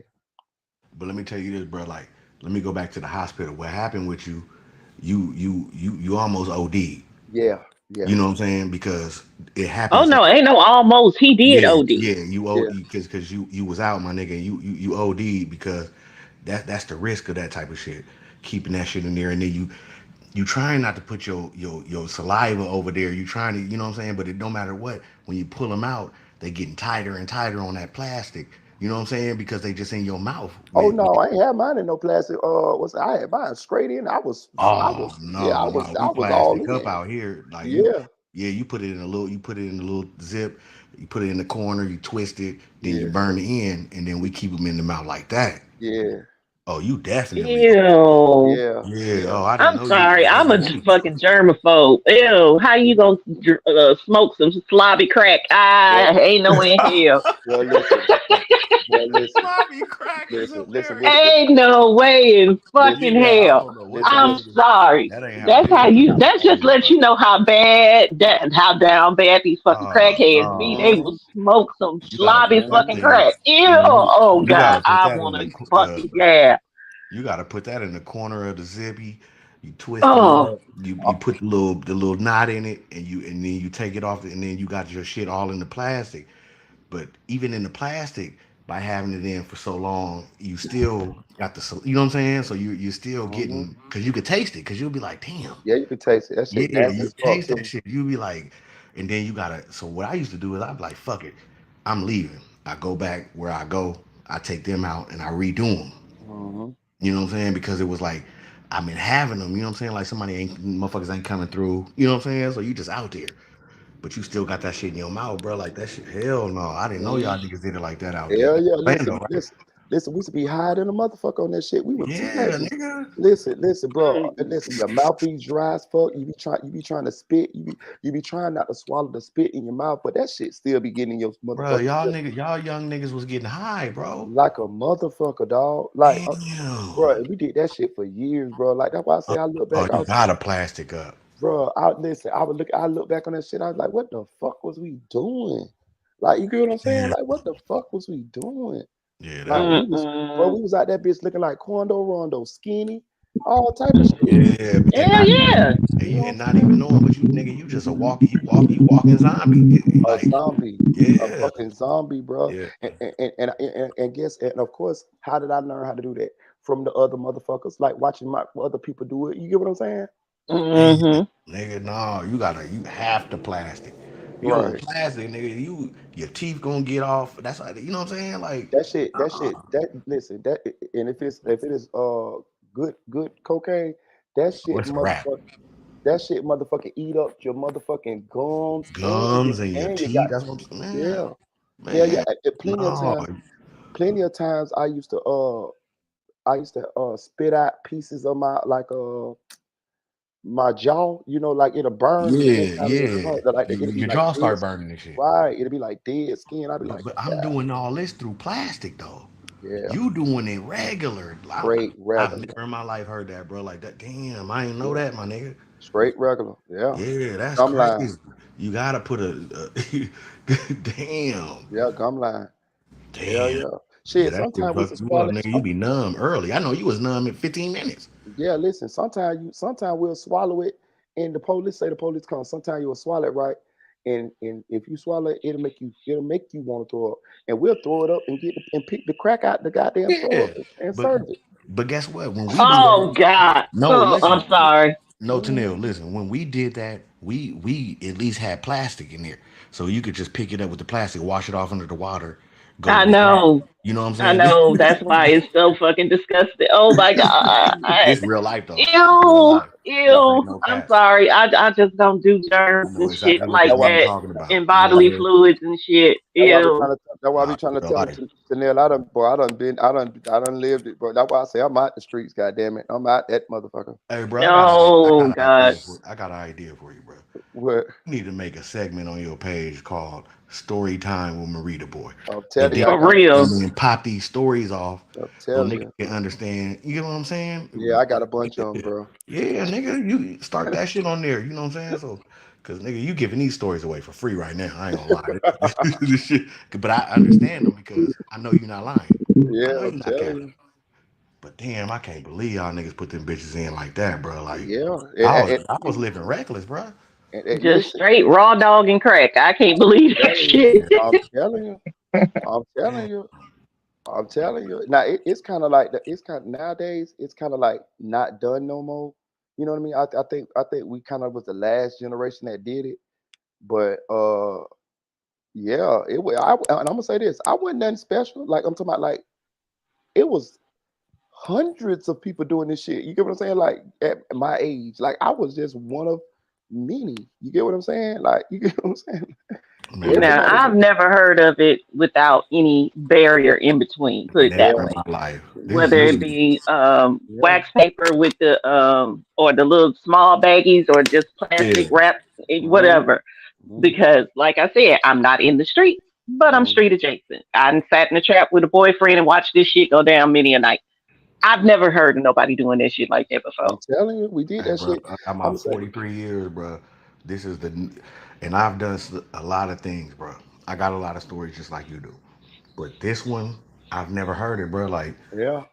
Man, you took the cake with that I'm shit, definitely gonna tell a partner of mine out here because I got to see his reaction. I'm trying to think. right? I'm trying to think the age that I did it from, or that we did it from. Okay, Let's okay, say break that down. 14. Let's say from 14 till about 18. About 14, about 18. Oh, that's Yeah. why y'all niggas is blowing niggas down like that. No wonder y'all just blowing niggas down. Orlando is blowing niggas the fuck, nigga. Florida is blowing niggas down. No fucking Yeah. wonder. I get it, cause niggas is high as a kite Hey, and hey, don't For know it. real. hey, listen, let me tell you the fucked up part about it. Okay, so you know they got real hard crack. Like they got the good shit, like the hard shit that's like a rock on the ground, the iron, so to Like a speak. cookie, like And a cookie. yeah, It's and then tough to it's tough to cut all that. right, but hold on, but you also got the bullshit kind too, right? Like Ti say, look like you got that touching buzz, Yeah, shawty. that's that brown shit that look like Listen, what's that cookie that we all like? Not a cookie, but the Rice Krispie treat. right. It get all kind of Okay. fucked So up and it break all quick and right. you be like, God damn, this So ain't check it. it out. So what about so when you get that type of shit that you fuck around putting that shit in your mouth, that shit go to breaking up like little crumbs. You be mad at the Nigga, motherfucker. because you ain't gonna make no money. How you gonna make some money with that shit? Cause as You soon be as it hit mad the at saliva, nigga, that you be shit gonna mad at break the down in the motherfucker. man. Y'all was living reckless, bro. Bro, I we ain't was living capping you. reckless, man. That What did I tell you the other day? Florida be on some of that good bullshit. That's it hmm right there. I'm telling you, man. hey, Let- what's up with that shit in Florida with the? I think they call it bath salt or something. You know some shit about that? I mean, you mean like, I don't know all that shit. I don't. I mean, that is it. They say it's Molly, then they say they gotta call it Flocker, then they call it bath. So I don't know what none of that. Yeah. I thought It's it was some shit. The shit that you put in the bath water, and niggas was like, I don't know, my nigga. I really don't man. know. But everything that I heard about it came from like when I seen niggas tweaking off of it, it was from Florida. Like, Okay, so it's supposed to have been Molly, but so what happened was, I'm gonna be honest with you. You ever seen Drugs Inc? So what they did was with the Asians, a lot of that shit come from Asia. And what the Asians did was they know how to change some of the components in that shit. And it Hmm. ain't even Molly no more. It's synthetic shit. And yeah, they Hmm. yeah, and they ship it over here. And what happens is once the DEA get up on it and realize what it is, then they ban it. And then what the Asians do is they change a couple more components and yeah. they Like, ship it over here. But it gives the same effect as Molly, but it's not but it really actually don't though, right. because then you got to start upping your dosage. You get what I'm I- saying? Because Right. they took the it's like ecstasy from California. I watched a documentary on it, and it's like they start taking the good shit out and banning it from over there. So now you can't take this component. Same thing you saying, Yeah. which would be X Y. Like if we was doing science, it'd be like X to the Y, whatever this shit is to make this Right. do this. They'll ban this and that. Yeah, you right, bro. You on your shit. You right. So that shit start becoming watered down, and now that's where we at with the Fent. Mm-hmm. You know what I'm saying? And now it's over. Like Mm-hmm. that shit dead. Like ain't nobody fucking with that. Like out here, niggas ain't fucking with nothing because you don't know what you're getting. And people out Mhm. here, nigga, where I'm from, they dying like a motherfucker. Like I'm in California. These people are dying daily. They see Right. it. Yeah, I could ride down the street and look, and niggas is hunched over and just weird. So Yeah. so what's happening? So I ended up getting out of the streets around about 30 years old. About 30. Nah, a little before that. About a little bit before that. I got out of the streets around like 28, 29. Because okay, so what happened was I started doing the math right. First of all, I started losing a lot of friends, and then I thought about it. I was like, nigga, you ain't got no skills, nigga. Like you don't like you ain't really been doing no work. Like I just think work was lame. And I said to myself, I was like, plus my children started getting older. And I didn't want my children to be seeing me do shit like that. But I was like, you know what? If you don't start working now, boy, when you get by 40, you're gonna be fucked up. You know what I'm saying? Like you ain't got no skills, you ain't put no, you ain't started working. So I started working. I ended up making being a construction foreman of a nice big company, like a $4 billion company. That was pretty good. Like it was a real uppity type of construction company. I actually didn't do no fucking work. I was a boss man. I had other people doing work. And get this shit, I don't even fucking know how to swing a hammer, nigga. How did you finesse that shit? Because they saw that I had leadership, and I'm very good at delegating, and I'm very good at surrounding myself with people People person. who know how to do shit that I don't know how to do. You feel what I'm People saying? person though. Yeah, that's a people Yeah, person. yeah, like people person, right? So people would follow me, and so they just put me in a leadership role, and I just I ain't gonna say I faked it till I made it, but I mean I can catch on to shit, but as far as like actually doing it, like I never did it. Like I don't know how to paint. I don't know how to do no carpentry. I don't know how to do no plumbing. I don't do how to do none of that shit. But I work for the general contractors. Like my bosses, my company hired all the other little small companies to do the shit. So all I had to do was supervise the plumbers, supervise the what's the name. And if you got people who know what they doing under your you really ain't got to do too much. You get what I'm Yeah, nigga, saying? because it ain't really your responsibility because yo company hired them Right. So all I got to do is make sure the that they plumbers, doing their work. right, right. And so say the drywall guy, and you can catch on. So the drywall guys will come and they'll be like, "Hey man, they got to get this plumbing done so we can put the drywall up." So I just go back to the plumber guys. I'll be like, "Hey, look, man, the drywall guys say you got to get this drywall up. Well, we can't do it without this." Okay, and then I go back to tell them. And after a while, I kind of caught on or whatever. But anyway, I end up I made the newspaper and all type of shit. I was working my way up. So I was out the streets for about a good little minute. So what happened was uh, when I started kind of like going back around some of my old friends, I realized everybody was on fucking Percocets, every fucking body. And I missed that whole Percocet wave. I missed it because What year was this though? 2012 to like You was on 2000. person 12. I'm saying this when I started. This when I started that at that construction company. I started that construction company like Yeah, 2000. I'm trying to see when you figured out they was on perks because Oh, I like didn't perk. 2018, like Okay, 2018. yeah. That's when I was like, what the fuck is this? You know what Yeah, I'm like saying? 2018. Okay, go ahead. But I noticed that a lot of people started dying off them bitches. Like, you know what I'm saying?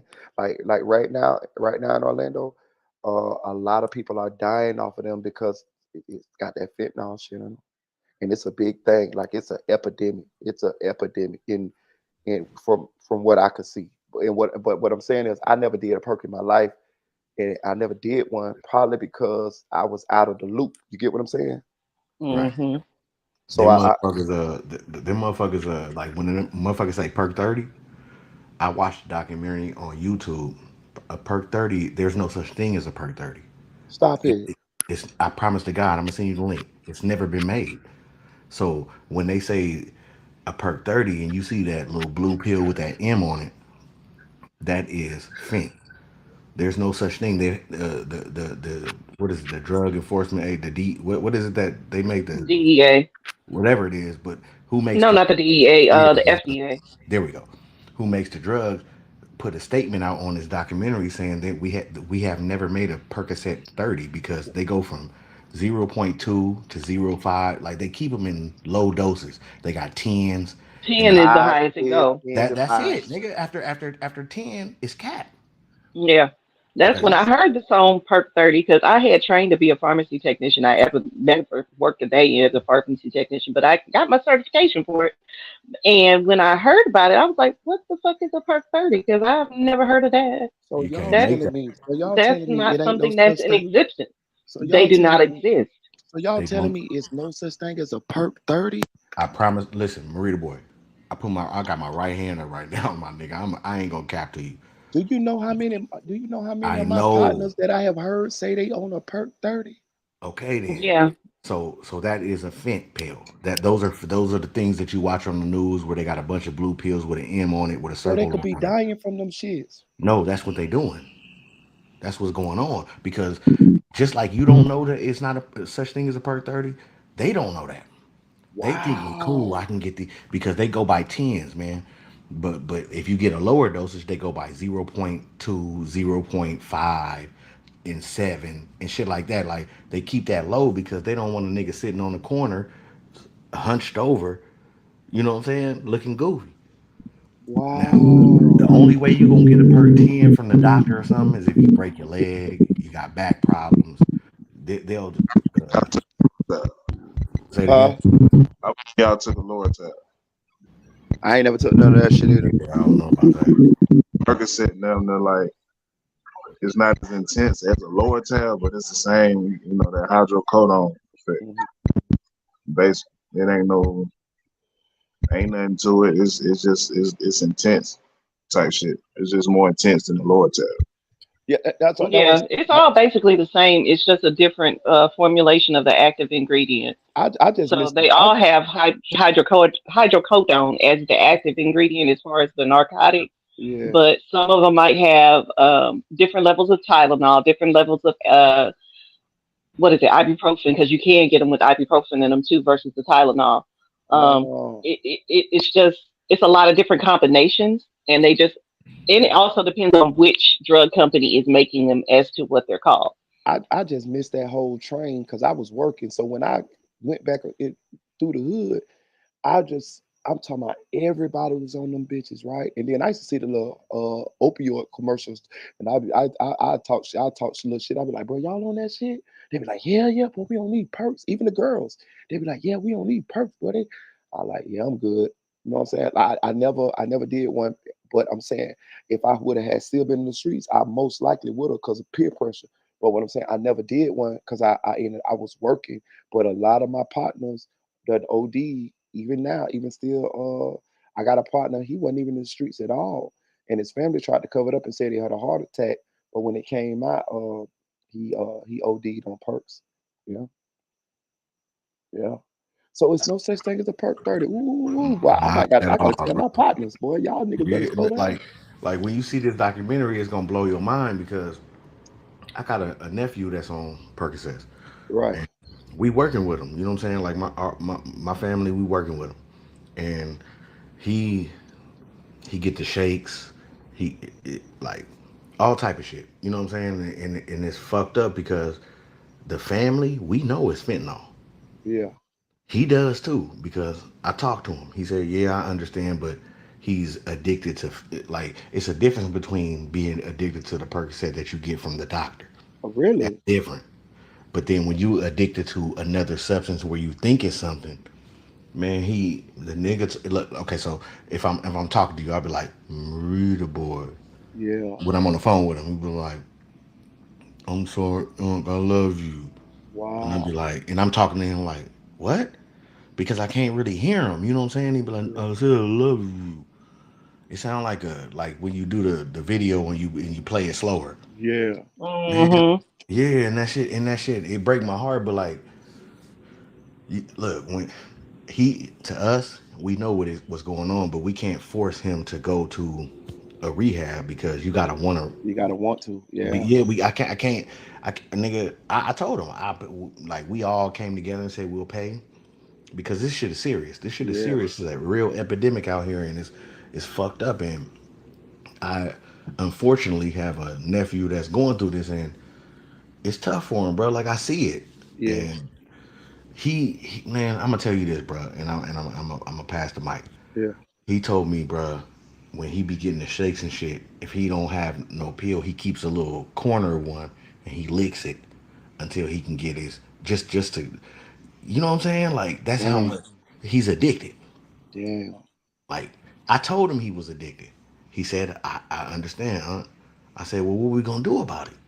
He was like, I'm not ready because he got two kids, so he don't want to leave them. But you're not really fucking with them. It's just I'm trying to finesse his brain to understand you need help, but I Yeah. can't force him to go because he'll hate me. He'll hate everybody that did it because we Yeah. all talked about an intervention, all that shit. We went there, my nigga. The family is trying to not go there, Yeah. but we went there behind Damn. closed doors. Yeah. So it's just tough because we don't want to run him off because he's the one of them niggas that he'll hit you and then if you bash him he'll run. Yeah. Then you can't. He won't answer your phone calls. He won't. Then we don't know where the nigga at. And that's just what it is. Like man, this shit is an epidemic. And man, listen, bro. Like this shit in California, bro. It's so many motherfucking homeless people and shit like that. Just like I could take you places. If you came out here and visit, nigga, I could take you places where you'll be like, I can't believe this shit. I heard they got like a whole city of like homeless Man, they just people. gave them like 60 million or something to try to clean up the homeless.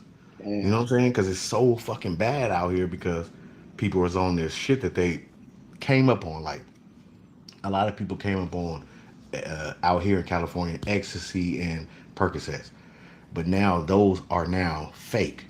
So Hmm. now when they trying to like chase they high, they're getting fentanyl. Right. So now in return, they're breaking down. They ain't going to work. They losing they job. They losing things in their life, and they don't know. It's almost like the new crack. Hmm. Remember how when crack came out, then Yeah. Yeah. yeah. So it's almost like the new crack in California, like because California huge, so it's like everybody was almost damn near was on some shit, and now it's just man, it's sad, bro. Like I could show you videos and pictures of people out here just fucked up. I, It, it, but it's horrible. not to cut you off, but I'm gonna tell you what the epidemic is here in Florida, bro. So when everybody was on ecstasy, even I don't did ecstasy like in the early 2000s, shit like that, when it was like when it first popped off, right? So what happened was it was so they started selling. This is the birth of Molly, which was supposed to be pure MDMA, and at the beginning it was.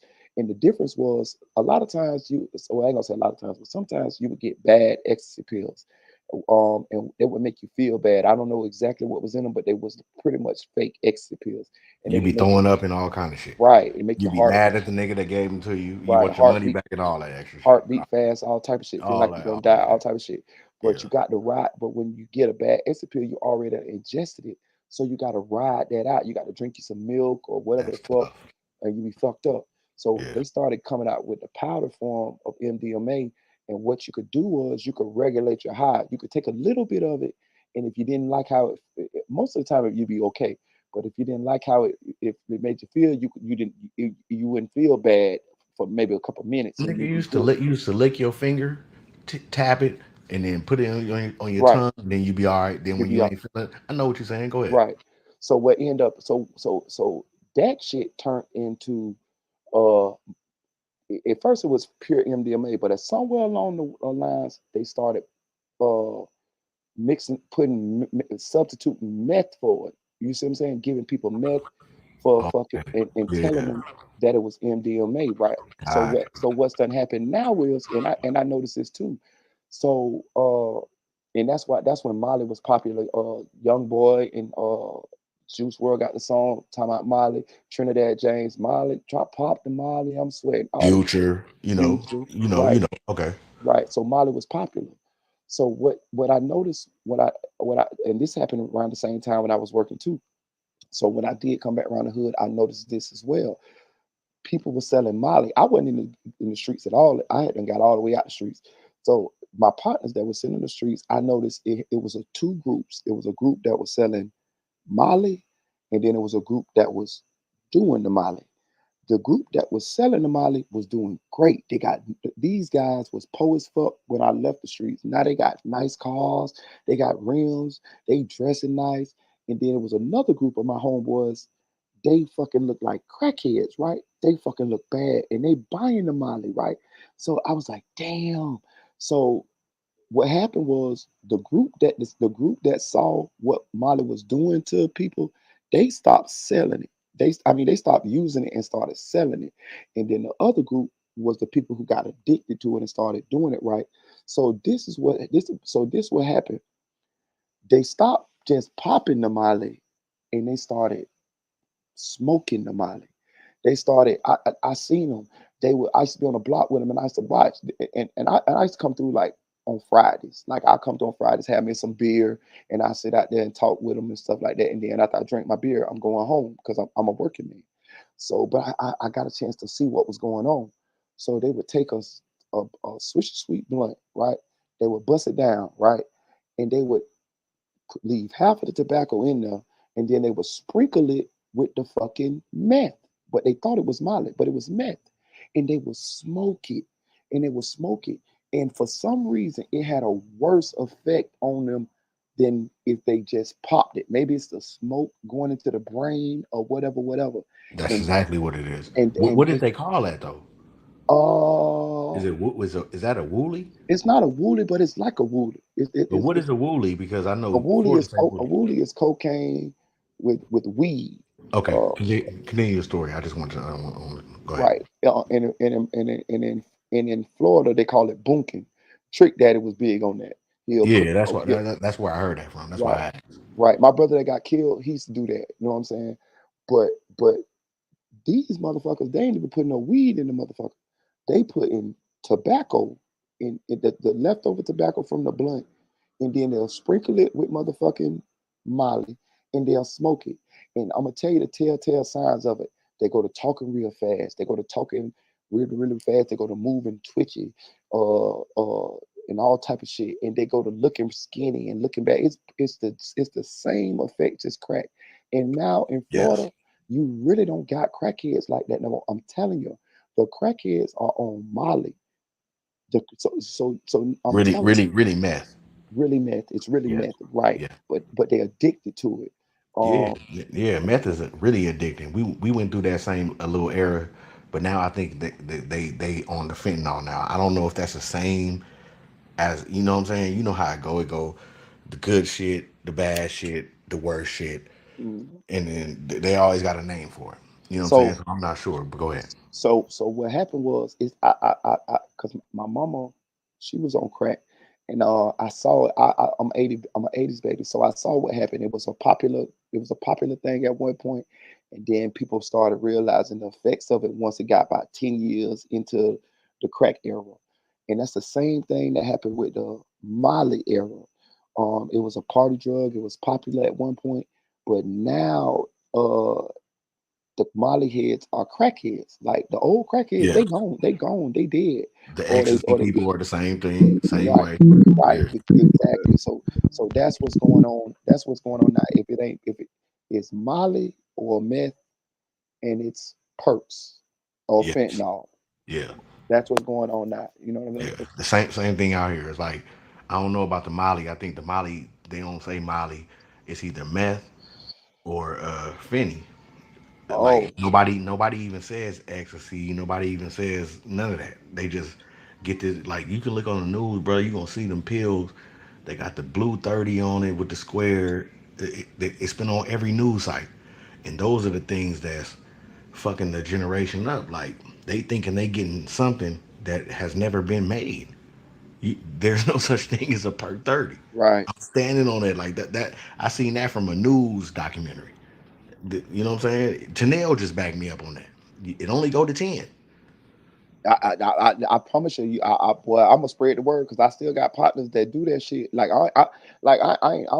not around them right now, but I'm saying I still talk to them on the phone. I'm letting them know, hey, boy, y'all better not be, you know what I'm saying, boy, hey, I just got scared off. Again, I was out the loop, so which I'm thank God I was, but I just saw I see them goddamn commercials, that goddamn opioid commercials and shit like that. And I got a partner. I got a partner. He got a lot of money, and he looked like a rapper. When you see him, he looked like a rapper. I knew him all my life. He looked like a rapper. He looked the part. I ain't gonna describe him, but he got all the jewelry, Rolexes, and all this type of shit. But he is on perks, right? And I used to be with him, right? And so I used to pick at him. And we'll say we'll go out to eat. We'll go get something to eat. Just me and him. We'll go to like the steakhouse or something. We'll go get something to eat. And he'll pop up. I see him sneak a perk in his mouth. And I say, bro, what the fuck is you doing? He say, mind your business. That's what he say. He say, mind your business, mind your business. So I say, well, what that shit make you feel like? Because I told you I never did a perk. I said, what that shit make you feel like? He say, shit, it don't make me feel like nothing. I said, what you mean it don't make you feel like nothing? He say, it make me feel regular. I said, what you mean? I say, so you doing this shit and you don't get high? He say, bro, I've been doing these bitches so long, bro. I have to do these bitches not to feel sick. I say, There what? it is. I just told you about my nephew. Yeah, He gotta lick. If he ain't got it, he gotta lick it, so he won't be throwing up, bro. Like yeah, it's you're a dope fiend. You have withdrawals. You yeah, get what I'm saying? Like you're not, and I don't think that these young niggas don't understand that. They just trying not to get sick. But nigga, you're already a fiend right, because it's like sticking the needle in you when you with the heroin. right. If you don't got that motherfucker, you throwing up and everything. It's the same thing with the fent. That's what he told me. He said he had Yeah, died. He bro. say he say when he do them, he say when he don't do them, he have diarrhea real bad, and he's like when he can't get none. And he said Yes. that he said he went to Vegas one time, bro. He said he went to Vegas. He had about a couple of them on him. He said when he got to Vegas, whoever he was linked in with supposed to have got him some. He said they didn't have none. He said he was in Vegas for 5 days.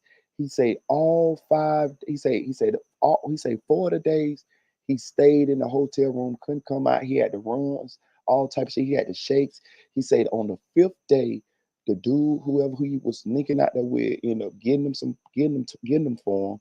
He said when he got them for him, he said that's the only day. He said that's when he felt better. He could go out the door. He was fine. He said it was good then. And he said when he take them, it constipated him. So he say sometimes he don't use the bathroom for 3 and 4 days. I say, bro, that shit poisoning you. You backing up. You keeping your feces inside of you. You got to fucking let that shit out. You know what I mean? Like, so I used to try. I don't talk to him like that no more. But I used to try to tell him like, bro, that shit gonna fuck you up in the long run. But people do what they do. But he ain't no. But he's a functioning addict. Like you couldn't even tell he was on drugs. You get what I'm saying? Like some people, when they do drugs, they take him down. This guy, he don't. You can't even tell. He don't look no different. He don't sweat. He can function. You know what I'm saying? Like Yeah, everything. but that's the same thing with the rappers. Like if you go back about to 2010 and you remember that's the lean era, right? Right. Then they got the lean out of there. Then they came with the yellow. Nigga, them rappers ain't around. Right. Future, Future might be the last nigga left. He's still touring and shit. But I'm saying a lot of them niggas that, They say he don't even do no drugs. Yeah, because Future yeah, said he wasn't even doing it. Yeah, they say he talk. They say come he on, talk that man. shit. Like you Yeah. you you can't talk about drugs and know exactly how they feel and everything in your music and they never did it. I, So I you gonna tell mean, me a nigga I gonna I don't tell know you, if he ever did it, bro? but they say because I've been heard this a while. They say he don't do drugs. Like What I'm saying to you is I'm pretty sure he have done them though. if I didn't relate to your story, Marita Yeah, boy, I yeah, couldn't I couldn't add to it. So right. you mean to tell me you gonna sit here and tell me, okay, audio crack, check this out. When you take uh whatever, this is how you feel. I get Um, what you're saying. Yeah, I you know get what it. I'm saying? Like Yeah, like yeah, like he probably stopped, right, but come on, bro. We seen them cups in his hand. We seen that right, nigga tip it over and it was pink. right, It's videos of that shit. right. You just took your partner cup and you come on, man. But Look at you got to clean your image up or whatever. But go ahead. yeah. Uh, look at Lil Wayne. He definitely strung out on drugs. Yeah, he was a that's why I go back to when you was telling me about your seizure, and he get them seizures. That lean nigga get them seizures and probably having that shit in your jaw and taking so much intake at one time, it'll give you a seizure, bro. You know, you ain't supposed to take all that in at one time. It's like it's not for the human body. You know what I'm saying? Like, but you was just trying to get out of a situation, but you like a know, damn fool. yeah, nah, but you was That's the just trying. same way Juice World died. Yeah, The same- yep. Popping all them pills on that plane, cause whatever. But yeah, you're right about that. They said But see, it's the casual users who mess it up for somebody like me. yeah, yeah. Say it Somebody again. who need them. Like I say it's the casual users who mess it up for somebody like me. Like Yes, I'm physically disabled. I've had five failed back surgeries. I still have four levels of uh, spinal fusions. So I have very limited mobility, and I'm in pain 24/7. But I think Hell, that I you, just had to. I it, let- mean, it. go ahead. Go ahead. No, go Oh, ahead. am I wrong? But I believe that if you had those surgeries, then you going to a real doctor. So your Yeah, prescription, yeah, wherever but you go, the you laws good to have go. gotten so bad Yeah, that it's so hard for me to get my medicine now. Like I used to you be got able to to go take to my prescription to any pharmacy and get it filled yeah, and it wasn't a problem. yeah. Now I literally had to find a pharmacy maybe about I want to say around in February. I had to call 45 pharmacies to see if they Yeah, had my prescription and could get it filled. my yeah. daughter actually had this. 45. My daughter actually had the same surgery. What she's 20. She had it right after she graduated, and she had surgery a month later. She had surgery maybe 4 months before she went to college, and yeah, they she had scoliosis real bad, and they end up doing the same thing, spinal fusion. She went to the Nemours Hospital, which is a children's hospital, real good children's hospital, and they actually put a cadaver bone in her back, and they straightened her back up. But when she because I was in Indianapolis at the time, but I flew back to go with her to a surgery, me and her mama, and they gave her fentanyl in the hospital. I remember I was like, they was like, yeah, we need to give her a little bit more fentanyl. I said, fentanyl, don't that shit kill people? You know what I'm saying? That's yeah. Hmm. They gave me fentanyl during labor when I was having my baby. Yeah, But yeah, it's the casual users who make it, who has made this shit so much harder for me. That's I'm, why I haven't really said much because I'm very biased about that subject. Because it's like, mhm, damn it, your shit fucking up my life, mhm. yeah, like and making everything that I do, which is already hard anyway, that much yeah. more complicated. Did, That comes from the like the people that use get scripts, and then they go in and get the medicine, and then it be red flag because the doctors that they buy the script from. You know what I'm saying? Like so, if Oh like say yeah, oh yeah, so yeah. Because when y'all were that's talking what about, fucking you hadn't heard about perks and this and the other. Basically the opioids thing. That shit been popping in Texas for decades now. see that's what I'm saying. Hello, Freedom Boy is in I'm from Florida. Houston. I'm Florida from is the Houston. capital We of got the link. We got the lean culture on lockdown here. Shit, that's Definitely. where it came from. That's yeah, where everybody heard it Cassanova. about. Yeah, But that So shit, that was in the '90s. We was talking about that shit and doing that. So we've been moved on from that, like for real, for wow. real. but Freedom Boy, It just Yeah, became the pills, and pill mills. No, you thought Florida had pill mills? yeah. Texas had pill mills, baby. but Okay, But that's they I came don't know and about that, but I know Florida. I they seen the came in documentary and on had. Florida, nigga. Florida, they was shutting down every pharmacy that you could imagine out that bitch. You know what I'm saying? Like, yeah. yeah. So like that's where. So I understand where Neil coming from. It's like the people that was doing the scripts and shit like that. They was fucking it up for people because if I really want to just go get my medicine from my pharmacy, my local pharmacy, they don't trust me no more because they Hmm. don't But understand me. So but let's but he let's had to back. call 45 fucking pharmacies to figure out it probably was a long way to go to get your shit. But let's back it up though. That shit was an organized effort by the damn pharmaceutical companies. They would push that shit to the doctors and give them doctors all kind of kickbacks and shit for prescribing that shit to the patients. They knew what the fuck they was doing. You see Yeah, what but I'm Oh that saying? hell shit yeah. ain't that shit ain't fair for the people that really need that shit though. You know what I'm Yeah. saying? I ain't Like gonna they lie. like they knew that shit was highly addictive and all of this type of shit.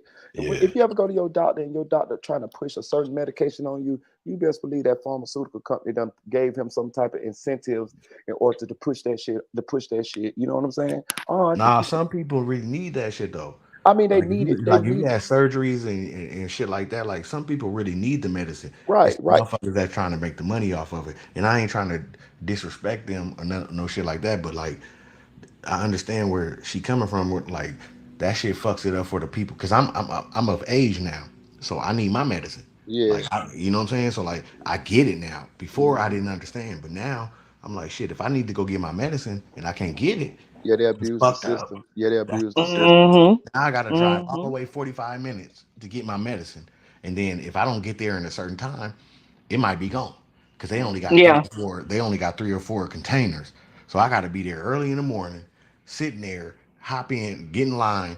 That shit weird. I should be able to go Yeah. to my local pharmacy, get my medicine, come home, and take my medicine. Yeah, Yep. I knew this guy who I worked with, and he said that he could only get them once a month and or some shit. And he walked with a limp. He was a white guy I worked with in Indianapolis. What the fuck? I forgot what his name was, but Jr. His name was Jr. And he said that he could only get them once a month. You know what I mean? Like they had this shit like counted out. You get what I'm saying? I don't know. Yeah. I never had a Yeah. prescription Well, for well it. people know. Yeah. Because I could use pain management, so I go once a month for my appointment or whatever. Or I have my appointment once a month. Sometimes they'll do it over the phone or telehealth, and they give you exactly because it used to be I would go in every 4 weeks, so once a month, quote unquote, every 28 days. But they would give you a 30-day supply. So, if something happened, you had a little bit of a cushion so you don't Mhm. run out. Yeah, they don't do that no more. So They so give you a 28-day supply for 28 days. so And if so you, so you got to take them forever to now, um, basically, cause of as long as I'm in your back pain, pain. because Damn. So it's not just my back, it's my leg. I have nerve issues now. so you were So, what you so but your so after your surgery so before your surgery was your pain way worse? um, well, see, I have scoliosis, but I didn't have the scoliosis surgery like your daughter had. Yeah. Like her spine is all fused into one. I have different levels of fusion. So Mhm.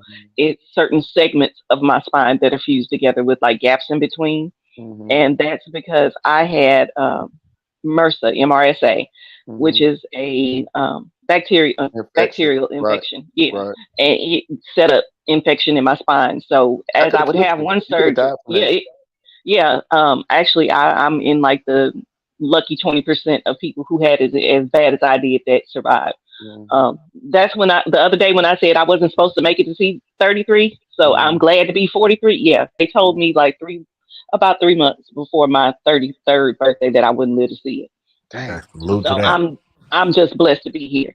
But Amen. yeah, Yeah, so I have salute to that. had to have certain segments of my spine fused together as the infection got into those segments Mhm. and wreaked havoc. So it was a span of about 4 or 5 years I was going through that, where it was like real touch and go shit. It was just fucked up. It ain't no other way to describe it.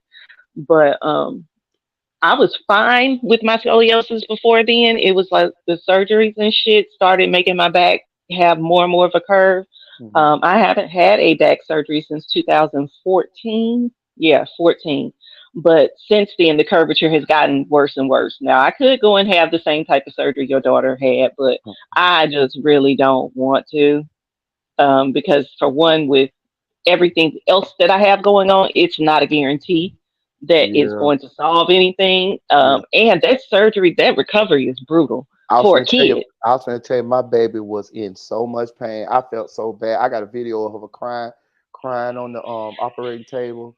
Man, I felt so bad for my baby. Man, listen, that thing was horrible. That pain Yeah, that my daughter was in was horrible. yeah, the recovery is brutal. And, the older you are when you do it, the worse the recovery is as far as pain and the longer it takes. So I'm like, shit, you telling me this now? You should have told me that like 10 years ago when it wouldn't have been so quite so bad as it would be for me now. Like shit, I don't know if I want to do that. You know, who volunteers to put themselves in that type of situation if they don't have to? Because it's not affecting my breathing or anything. You know, if it got the curvature got that bad where it would affect how my lung capacity was or something, then yeah, I would go ahead and consider doing it. But You just for the pain relief, I don't know. you over 35% curve. Uh huh. Uh, Uh huh. I'm at about 41 right now, mm-hmm. but it still doesn't affect, you know, I could still take a deep breath and, you know, all my breathing and everything is okay. My heart rate is okay. Nothing, it's not affecting anything internally like it normally would at this point.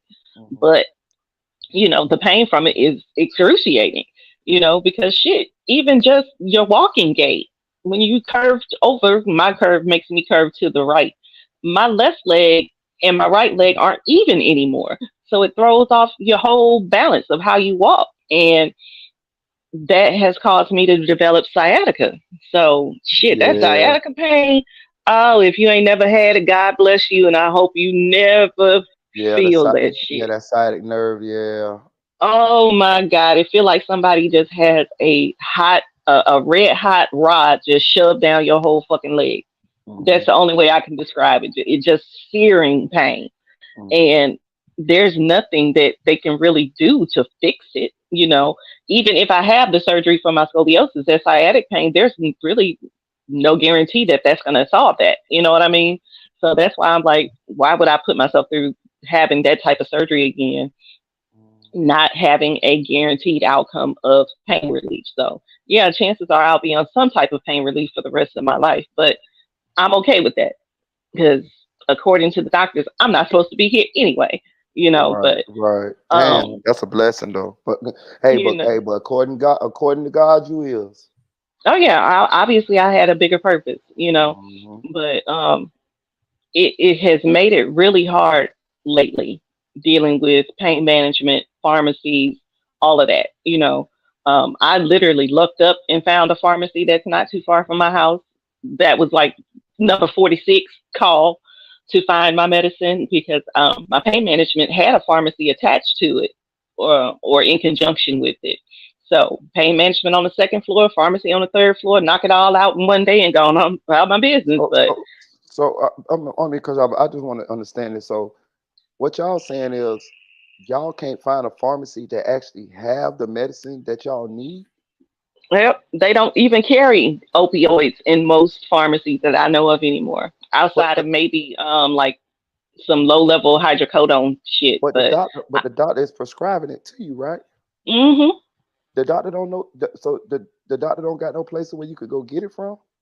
that's why I said there used to be a pharmacy that was affiliated with my doctor's office, but the pharmacy ended up closing for whatever reasons. I'm not sure. I just This know is I got to my appointment one day and they told me I had to find a new pharmacy, this is The insane. and I see. it took the all day. pharmacy closes because they get so many scripts from doctors that's in the red. So Mm-hmm. like when you hustling, because I have been there and I understand it, but so like what you do is you'll go to a doctor, you'll buy a script or you'll pick up the people that you're gonna pick up for the month. So you might have 5 people in your shit in your van. You pick them up. They go up there. They get their prescription.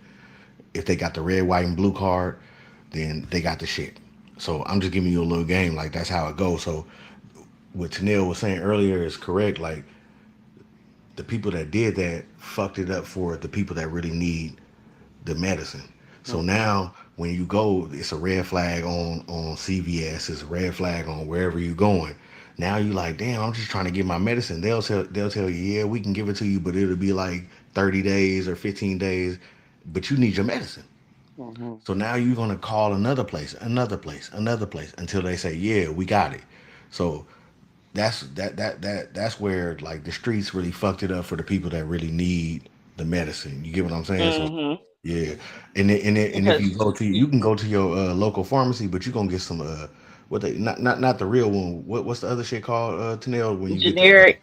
nigga, but you don't the generic it ain't working because what you're gonna do is you're gonna take two because it's not working like the regular one. So now you cut down to 15 days. So for the rest of them 15 days, you ain't got no medicine for yourself. Damn. See, Yeah, I ain't know none you of get this. what I'm saying? So now you're fucked up. Mm-hmm. So that's where a lot of people that got injuries and shit like that turn to different medicine, but it ain't the right medicine from the streets. Because Right. yeah, and then that's how they become Oh, dope fiends and become, and it's you know what I'm saying. And it's no disrespect to them because they really got injuries. Like people leg fucked up, nigga got hit by a right, car, shot in his knee. He fucked up, right. and he can't even go Yeah. to the bathroom unless he has his medicine. Yeah. So Like literally, I'm on a walker. Like Yeah, I how heard many you say yeah, that. 43 year yeah, old that women you shit for know real. that use a walker? Yeah, You I heard know, that. this shit is serious. Like Yeah, no, I that have shit to for real. have a back brace every time I get out of my bed. Like this is no game for me. You know, so when I hear about people just popping pills just because it's fashionable or it's Yeah, something fun to do or right. oh, I'm getting ready to go to the park, let me pop a perk real quick. It's just Yeah. like you realize you doing that shit every time you do it, you fuck up my life just a little bit more with that. Damn. See, And I don't think they don't understand the flip side of the shit because once again, we live in such a selfish society. You don't give a fuck how it affects somebody else what you doing. You listen, just worrying about you. I promise y'all, this is like y'all enlighten me on something because I didn't know none of this shit. Like I did not know. Yeah, I don't know none of this. Like I'm learning this. I didn't know. I didn't know. yeah, because it's sad, and I understand people who have addiction. I have addiction in my family too. I don't think I've ever met a black family that doesn't have an addiction issue one way I'm or another. You know I'm what I telling mean? you. Right. Whether it be alcohol or drugs or hell, women, gambling, something. Right. There's some Right. type of addiction issue in your family somewhere. Right. And if you don't think so, shake your damn family tree. I promise you, one gonna Right. fall out. They in there. But yeah, but this shit has turned everything on its head. It really has. And now that I'm on the end of your addiction is now affecting my disease, yeah, Right. it makes a big difference to me. Damn. Absolutely. It makes a huge difference because And I shouldn't have to go through driving around for hours. And mind you, driving hurts like hell. That's why yeah, you will never hear about me driving anywhere over 2 hours. Well, I know you caught hell in I that just plane, refuse didn't it, to. Tanel? Yeah, yeah. But see, that's what first class is for. Right. I can stretch out. Right. But it's still not comfortable. Right. It still be uncomfortable as fuck because I gotta sit up. Mm-hmm. For me, the most comfortable position is like in a semi-reclined position with my legs up. And so I have a reclinable bed or an adjustable bed. My foot part of my bed be up all the way, and I be laid halfway back 9 times out of 10. But because that's the most comfortable for my sciatic, for my back, for my shoulder, all everything that hurts, that's the most comfortable So position. you in constant So pain? You in constant pain, Tanel? constant. I'm surprised y'all didn't hear me rumbling around in my pill box maybe about 2 o'clock because I Damn. took some medicine. My body naturally just wakes up about 2 or 3. I don't give a fuck if I could have drank the night before, which I don't do often anymore because I'm on all this medication. Mm-hmm. But if I do, I'll drink like a bottle of wine or something. I can drink the night before automatically. 2:30, 3 o'clock, my eyes gonna pop open and be like, bitch, you better take your medicine. Otherwise you ain't gonna be able to get out of bed in the morning. And is you and is and does the medicine have less and less effect? For me, it's been stable because I don't fuck with the the dosage. Like Mm-hmm. I really don't take an extra one unless I absolutely have to. Like I took an extra one on Monday when I came home from Chicago because traveling and all of that shit really fucked me up. Um, but otherwise, I don't take extra. For one, I don't have extra to take anymore. Like I said, they used to give you a 30-day supply, and I would come in every 28, so I would have maybe about 8 pills to play with for times when it was really bad. I Mm-hmm. don't have it like that no more. So I don't fuck around because I'm not running out early. Because although I don't think I am physically or psychologically addicted to it, where I would do anything about, to get my medicine and, all I do is think about it and I run out early and have to finesse this way and do this one and I'm going out to the streets to buy extra pills because I ran out early. No, that ain't never been me. But as far as my body being dependent on it, absolutely. If I stop taking them today, and I'll go into withdrawals just like anybody else because I've been on the medication so long. No, But you'll have withdrawals too. Like Uh-huh. That, my buddy that I was telling y'all about. hmm That's absolutely. crazy. But that's because my body is used to having it, Yeah, that's how his is. but I don't think I sound any different now than I did earlier before I took my medicine, do I? No, So I'm not no. getting a high off of it. I don't even feel it as far as like that euphoric high feeling that you get off of them that most people take them for. I don't even feel that shit no more. It's I just told my literally buddy. I can tell when my pain levels go down. I told him my buddy say he don't get high. He say he take them to Yeah, be a regular. yeah, He but take them not to get he's sick. doing it just because he wants to or Yeah, wanted to. Now he has to in order to stay regular. I'm doing it because it ain't even just about staying regular. It's because if I don't, I'm in the level of pain that I That's the wouldn't wish on my difference. worst enemy. That's the difference between the individuals that's going through the pain and the motherfuckers that's just popping. abusing them. That's it, Nick. That's the perfect word. Abusing them. Uh-huh. Go ahead. you know, because I used to have to go to the ER so much more than I do now, when my pain was at a worse level than it was or than it is now. Like the ER staff knows me. They know me So I got a because, go ahead. and it's not a problem when I come in either. They already have on record from my doctor's office what they're supposed to give me at what intervals, how much. And if it doesn't work after so many hours, then they know it's an automatic admission for pain control. Damn. And then they give you like morphine and stuff. I take Dilaudid because Mm, morphine doesn't really do it for me. mm. Hey, I got a question. So my partners, the ones that's doing that stuff like that, what is the end game for them? Because I saw what happened with the meth, with the mock, with the Molly and the what's the name and the meth. I see where that's going. What's the end Either game? they're either he's gonna get clean, which it's gonna be hard as hell. Because then withdrawals off of opioids, that's it's just like fucking heroin. It's just put it this way, it's pharmaceutical grade heroin in different doses when you're taking these opioids, and that's what a lot of people don't understand. Mm-hmm. It's almost the exact same chemical compound. Mm-hmm.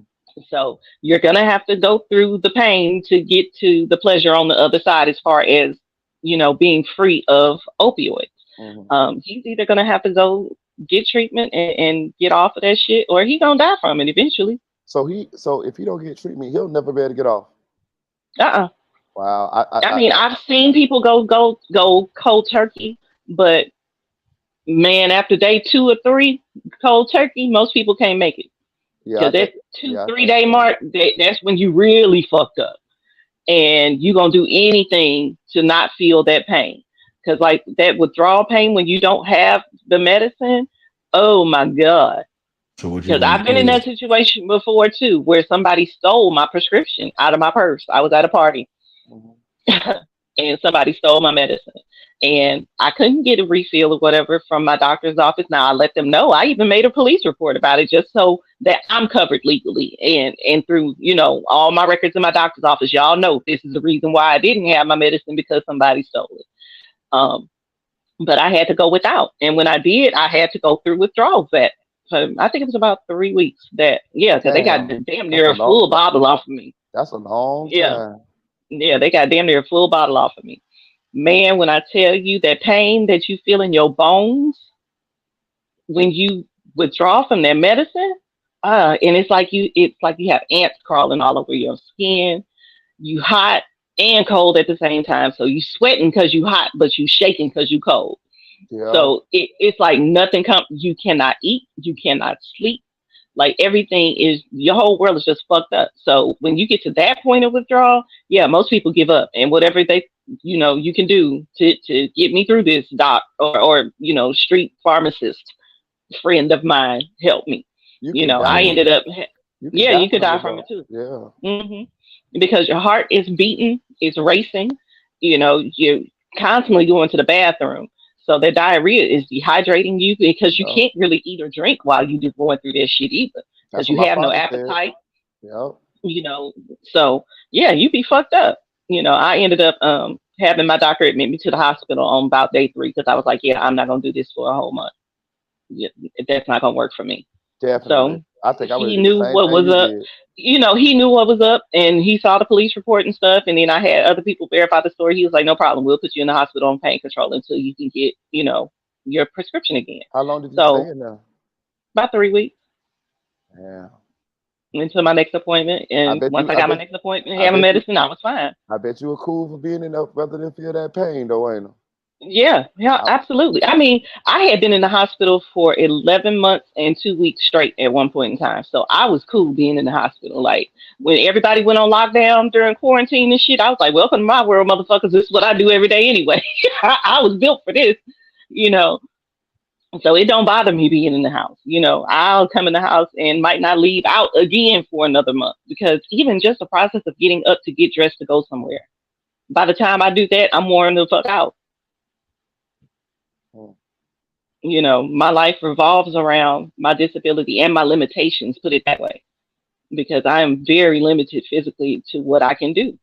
And so y'all just don't know how much of a blessing that I'm not going to be a pussy and cry. I will not cry. This has really been for me because I'm able to connect with people again.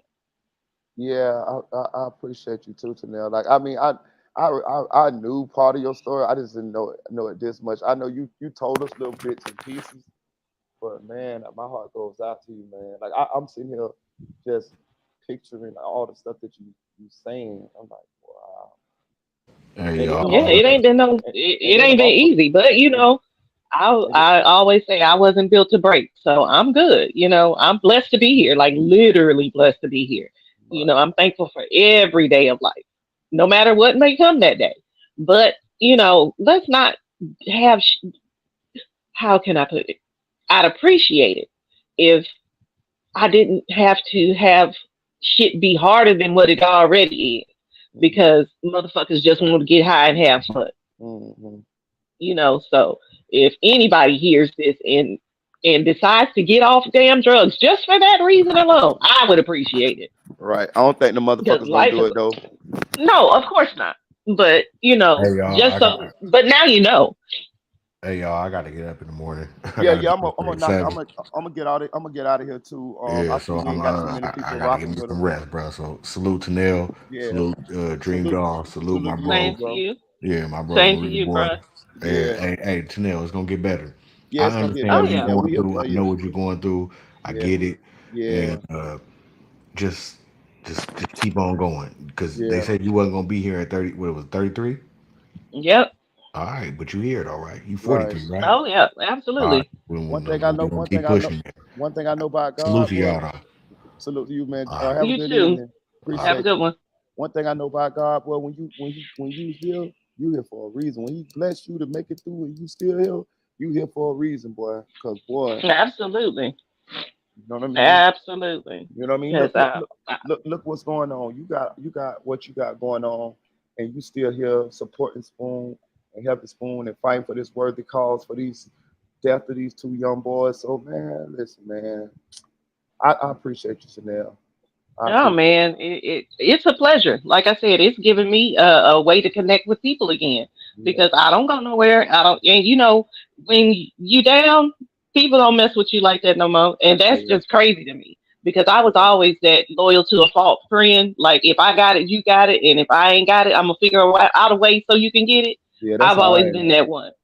But when I've been in times of need, 9 times out of 10, ain't nobody barely been there. That's why Yeah, I rock with my best friend in Indiana so hard because I could call her right now and she's gonna be asleep, I know, but she will wake up and be like, "Do I need to come down there?" And if she do, she will. So, but people like that few and far between when you yeah. down, I think I, you s- I, know. I So think I said that one time. I said that if you have good people in your life and try to keep them in your life. I think I said that on the live because I don't trust me. I done been there. I done been there for sure. I done been there a lot of times, a lot of times. So I definitely resonate with what you're saying, and it's just amazing that man, God is good, man. Because who knows, man? He might have put all of us here for a reason. I'm talking about here in this group for a reason. yeah, You know what I'm yeah, saying? yeah. Because we don't know each other's individual stories. We've all really just bonded over being a support system for Spoon, Hmm. but we don't know each other's individual stories because I'm quite sure it's other people who have Right, shit more trauma and traumatic things and other right, things that have happened to them as well. So right. I like I said, I like to talk. I don't mind sharing my story because Me it neither. is what it is. You see me? I'm not ashamed of anything that I've said or done Me in my neither. life. Me neither. So you see, I share mine as well, man. But and a lot of, and that's a good thing because I thought about this. I thought about this earlier tonight. I was like, man, when I come on this live, okay. So today I was a little sad because I was missing my son, right? Hmm. And that's why I posted a little picture or whatever. Because I actually had a dream about him last night, and then I was kind of Hmm. in a sad mood all day or whatever. But I didn't reach out to his mom. I just be just dealing with the shit. But I really miss him. And I thought about it. I was like, man, if you didn't go on that live, you probably be depressed more a lot. But when I go on live, it kind of like helps me to deal with him not me not being able to see him. You know what I mean? So Yeah, in a way, yeah. it's like my therapy, so to speak. You know what I mean? Yo, trust me, I understand. Even my mom said, you seem way more livelier lately. And I was like, what do you mean? She was like, I don't know. It's just something different about you. You've been in a better mood. You've been more talkative. I was like, yeah, I've met a new group of friends. Right, right, right. And she said, but that's good though. I'm like, yeah, it is. Because even she'd be like, you be in your room and you'll be talking to nobody. I was like, yeah, I ain't really got nothing to talk about. Mhm. What can I talk about? I don't have nothing going on. Right. So this has definitely been an outlet because I had been following the case anyway. And then, once you start going live every night, jumping in the chat and meeting Right. people and talking and, becoming familiar with screen names. Now we're Exactly. becoming familiar with pictures and voices and stuff. So, yeah, it's been cool. I appreciate it, And I, and So I it's not just um, you creating a community for right. us to rally around and support Spoon, but hell, we rallying around and supporting each other. Exactly. And because just pay attention now. I'm definitely, I definitely understand where you come from because I definitely in the same uh, mind frame and boat as you. Uh, just look, I don't went to work, came off of work. We ain't talking about no Melly right here. We ain't talking about Right. nothing. We talking about us. We talking about whatever we talk. We two friends. We friends. We just happen to be on the internet, but we Yep. talking like friends talk on the phone. So Yeah. I'm definitely in the same. I definitely understand because I definitely it's the same for me as well. Yeah. Yeah. So, I appreciate just the camaraderie that we're creating on this Mhm. channel. Mhm. It's cool. Mhm. It really is. It I've is. never been one to be on social media a whole bunch. I don't really consider YouTube social media because I don't really be fooling Yeah. with a whole bunch of people like that. Like, Right. I follow who I follow and I watch their videos or whatever, but I might leave a comment every now and then. But, this is the first channel where I've actually become invested in the Right. channel as I a whole. appreciate You it. know what I mean? Yeah. So this has been cool, Yeah. and this StreamYard shit. Yeah, I could do this every night. Me too. I'm telling you, I stay on the thing, man. I'm telling you, I like it. You know? Yeah, it's cool. It's cool. Being able to interact with each other, just like you said, having a regular conversation versus, in the chat or whatever. Right. Because they only give you what 260 characters at a time to be able to express Man. yourself. Man, that ain't enough for No, me. it ain't. I have way more to say than that shit. So Right. trying to condense down what you're trying to say in one or two sentences, man, nah, that don't work for me. I need to be able to just talk. Right. But So I really enjoy our little community. I really do. Like, I really I do. do too. I I do really do. too. I promise You you I know, do. we've made a good group of people around here. Ain't You we? know, We we have. really have. Man, So look how God working. Then Spoon came into the group, and then we fighting for him, and stuff like that. It's just amazing. Really what we done, what God done, brought us together, and what we done created here. It's amazing when you really step back and look at it. When you it really step, really is. you know what I mean? You It really really is. step back and look at it. It's amazing. It really is. Because I told my mom about Spoon, and she was just like, man, because she asked me, what case I'm looking up or whatever, because I'm a true crime fanatic. Love true Mhm. crime, always have. That's why, when we were talking about the Central Park Five the other day, I was talking about everybody, he was good and or Trump was good in the black community. I was like, well, I must be a part of another black community because he ain't never been good with me. When I was a kid, I knew he was on some fugazi shit, because I Mhm. even, way back in what was that, '89 when that shit happened. I knew Mhm. about it then because I followed true crime because I love the Mhm. shit. Always have. Weird ass kid. Get up, Mhm. read the newspaper in the morning, but that was me. Mhm. And she would always ask me, well, what case you looking at now? What true crime documentary you looking at now? So when this shit happened, I had, told her about it when it first happened or whatever, and left it at that. And she randomly asked me maybe about 3 weeks ago if he had ever been convicted. Whatever happened to the rapper that killed his two best friends? I Mhm. was like, ironically, I started telling her about, your channel and the community that you built, and, being introduced to Spoon and starting to watch his channel and stuff. And she was like, oh, okay, Mhm. that sounds good. I'm like, yeah, it's really been quite interesting. Mhm. And I said, I think I've met some pretty good people. And she was like, well, Mhm. if you say they good people, I know they good people because you don't like Mhm. nobody. I was like, it's not that I don't like nobody. I just keep my guard up Mhm. because I know people be on some bullshit nowadays. Yes, they do. You Yes, know, they do. You didn't it's get it. hard to trust people. It is, man. I don't trust me. I don't even want to get into it, but definitely. Um, but you didn't go over there with us tonight on Spoon Channel, did No, because like I said, I got up to cook me something to eat. you? Yeah. And when I You came left the back, phone. uh, I had left my phone in my room charging You gotta because it was almost dead. we got to get you over there so he can make you a moderator. He made me. I think he made all of all of our core group. He made all his Hmm. moderators like Dream Dollar moderator. I'm a moderator.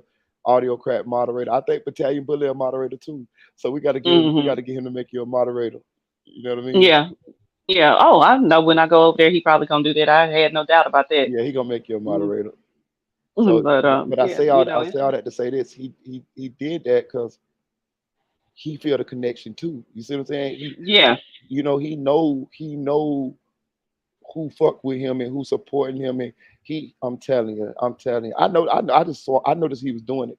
He was like, okay, he was going through his chat because he had more people in his chat than I be having. He had like 100 some Mhm. people, and he was like, okay, Mhm. okay, Dream Doll, okay, all right, Marita Boy, Mike, I'm gonna make you a chat. I mean, a moderator. Like I was like, dang, that's cool. So you know what I mean? Like he fucked with us. You know, I mean, you know what I mean? Like, Mhm. you know, Mhm. Yeah, he know that we the core group that be up here all the right, the time. core group, right, exactly. And yeah, I mean, he figured if they a moderator over there on Marita Boy channel, I already know that they about it. They Mm-hmm. some good ones. You And he know. done talk to y'all too. He done Yeah. talk to y'all like he familiar with y'all. You know what I mean? Yeah. And I know that has to make a difference. He knows I'm, that he can trust us. I'm gonna You tell you know. another thing too. I know him. Like I know him. Like I know him. I know him. I psychoanalyze people, and I know him for a long time. When he come on this channel and he talk like he talk, that means he doing that because he feels comfortable. Mhm. Like he don't talk to everybody like that. You know what I mean? He talk like that when he Mhm. comfortable. He don't just he don't just fuck with anybody. You get what I'm saying? He ain't no, you know what I mean? But he do that because he feel comfortable and he know we riding with him. You know what I'm saying? Mhm. Mhm. And again, like I say, he ain't got a lot of support. I'm telling you, the support that you guys been giving him on is it's a lot for him. It's a lot, and it mean a lot to him. I'm telling you, I just trust me. I know him. It mean a lot to him. Well, I was. He been fighting for his son already. He been fighting since day one, but it give him a little extra, you know, Yeah. a Yeah. little extra, you know. He has somewhere to draw from. Everybody Right, needs somewhere to draw from. right, You can't pour from an empty cup. You have to fill it up somewhere. right, So if you don't have that support around you to help you fill your cup, like you should have, right. now that you've met this core group of people that got your back, and you could draw from that. So, Yeah, that's important. That's very important because I can't imagine. I cannot imagine going through the shit that he's going through right now. yeah. I can't. Me You neither. know, I cannot. Like your namesake too. Hell no. Mm, So it's just the way it happened, man. Like shit. That's some snake slime back door. I can't believe you would do no type of shit like that type of shit. So my heart goes out to him. mm-hmm. And that's why I don't understand how people think it's okay to troll the man right now. Like really? Wow. You're right. Why would you think it's okay to troll a victim, a Like murder victim? Let's call it right. a spade a spade, a murder victim's father They or act like family, they period. act like he the damn murderer or something. Like what the Thank you. fuck? Like, if anything, go troll Melly Mama. Go Right, troll her stank ass. right, Because she the one that created that little demonic motherfucker. How about right, that? right, Why would you troll the victim family? right. Like, y'all like Melly music that damn much? Now, don't get me wrong. I ain't gonna lie. Mixed Personalities is on my damn Ratchet music playlist right now. First Right, song. I love that right, song. right, But I don't love that little nigga. right. We can all, and you can still listen to mixed personalities with his ass right in jail. Thank you. Thank you. And that's exactly where I want him. Right Right, in jail. right, You ain't got to make now another damn song. I'm right, still gonna rock with that one that I like and go on right, about my business. right, But y'all think it's okay to do this to the victims' families? That's what right, I don't understand. right. Like, these are murder victims. These are real people. You know, and y'all think it's okay to do that to that man daddy like that? No. I don't no. I could I just imagine. can't get with it. I could imagine what they're saying to his mama. Right, You right. know, you know. If they doing that to his daddy, imagine what they doing to his mama. Because for Right, whatever reason, the mama always get it worse than the daddy anyway. right. You know, and it hurts more because you have a mother's heart. Not saying that a father doesn't love their child the same, Hmm. but a mother carried that child for 9 months. Amen. There's a difference in Yeah, a mother's love and a father's love. it definitely a You difference. know, when it comes to how they love their child. Now, typically, the children should love their mom and their daddy equally, but you typically gonna have a tighter connection with your mama just because of the simple fact that woman carried you for 9 months. Definitely, You know, y'all shared the same damn bloodstream. definitely, You listen to her heartbeat as comfort for 9 months. You know, there's definitely. nothing like a mother's love. So I feel for his mom too. Don't get me wrong. Hmm. It's not just Spoon I feel for. I feel for everybody related to them. Hmm. As much as I rag on Sack, Yeah, me too. Me too. you, That's you why. know, That's why I always. as much as I rag on Sack, That's I why. feel for his family. Me too. That's why I always make sure I say a little joke, but I always say, man, I will talk good about him and tell him that man didn't deserve to die and all of that. And Yeah, he yeah, didn't, man. He didn't. because he didn't. No, he didn't. He didn't. Nobody deserves to die like that, to be No, backdoored like that. Nobody. no. Nobody. So, and like I said, as much as I rag on him and talk about him and make jokes and shit, and that, I Hmm. still have sympathy and empathy for his family, Me in too. particular his mama. Yeah. You know, so it hit different when you see these damn trolls like little Melly. Like, Hmm. really? And I couldn't help myself. Yeah, I left comments on his videos. Yeah, it helped his little shit, but I just had to tell him how I felt about the shit. Because you wrong, bruh. You Yeah. wrong. Yeah. And if you want some attention that bad, you gonna get the attention, but it ain't gonna be the type of attention you really want if you keep on this route. Hmm. Like, come on, change your ways. That shit ain't right to be talking about. That's why you John Wick them boys. Like, come on now, Right. that wasn't necessary. Well, I got it from somebody for saying it in the chat. Yeah, but that you're saying it in a totally different way than the way it was originally said. I think that You man. know, I think I don't. I mean, again, I ain't Jesus, so you know what I mean. So he can't expect me to be all that forgiving.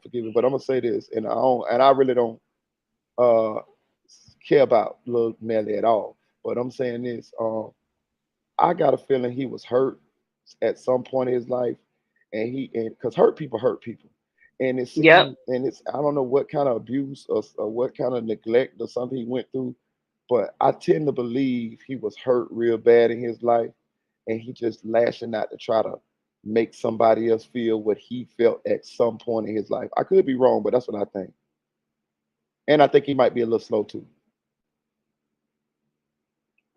You hear me, Like I Tamil? said, that motherfucker getting the check. That motherfucker getting the check He now. definitely getting a check. That ponytail gave If it away. he, yeah, if he ain't getting the check, he need to go get him a check, man. Hmm. Go get you a check. The government got your money waiting for you. But Hmm. I agree, hurt people, and he seems like he's been hurt by something, Something, somebody, yeah, something, something, something. and it has totally made this man just go totally off the fucking rails. All totally off the rails. So I don't know what made him think that, doing a whole full reenactment, like Mhm. falling down on the ground and shit too. That's Yeah, what really got me.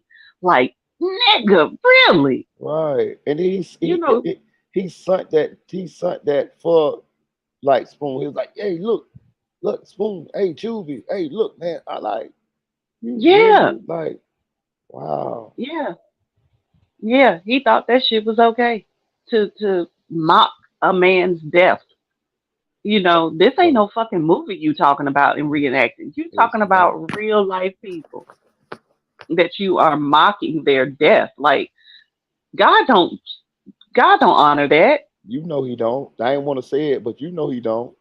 You know God he don't don't. honor that, and You God don't know bless that. you know what's gonna happen. I ain't want to You say it, but know, you know what's gonna happen to him if he keep on. yeah, karma is real, Hmm. and the same way you talking about him will be the same way you go out. Keep on. Hmm. That's why I don't say that. We losing the trial. Melly gonna get a mistrial. This that, and the other. He's gonna be acquitted. I don't say it because Yeah, I don't. I I truly had believe in speaking things yeah, into existence. I caught on to that when y'all was saying that earlier, and I caught on that, and I really I'm gonna apologize for him for that because I caught myself, and y'all was all right, all of y'all was right on that. I was wrong on that. I shouldn't have said that. No, I know. I mean, if that's your opinion, that's cool. But for me myself, I Yeah, believe in the power of the tongue. it is. It's It's definitely already been said. The power of the tongue holds life and death in there. yeah, So I don't speak anything negative like that into existence. I don't. right. It definitely, and the You power of the know. tongue definitely is. Look what happened to Melly. He made the Murder on the Yeah. Line song, and then look. And look. Hmm. You made a whole song about it, and you damn near reenacted the whole damn movie or the Hmm. whole song Hmm. in your actions.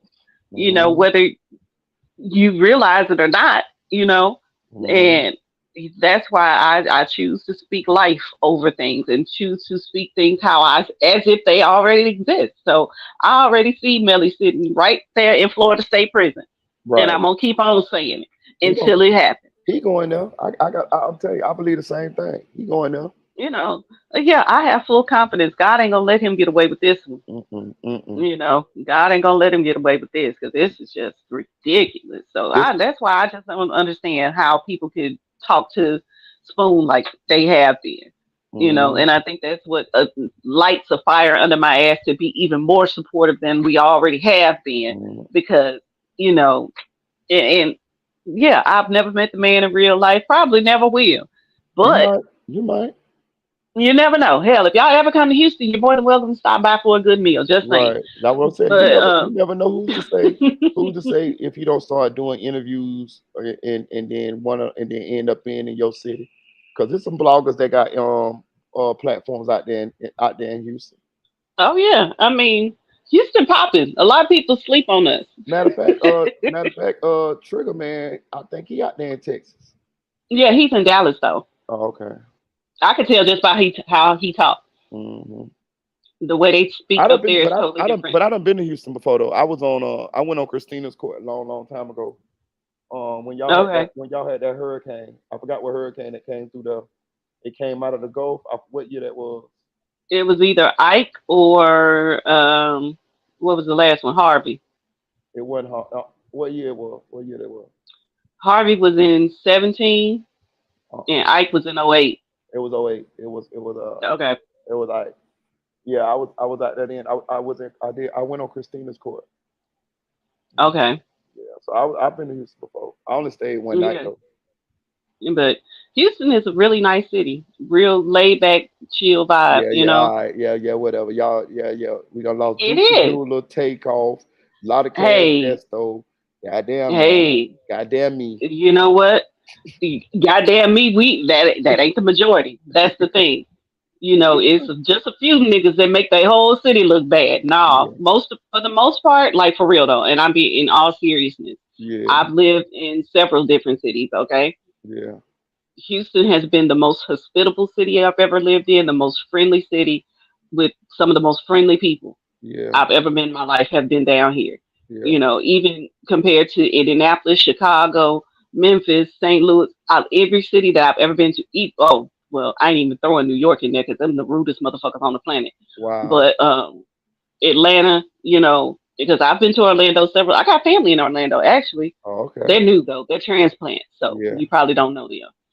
Uh, but every city I've ever been to, Houston has been the warmest place I've ever been Oh, okay. as far as the people. Right. Like we just, regular down home folks. That good old Southern hospitality. That's not a saying. It's not a myth. It's the truth down here.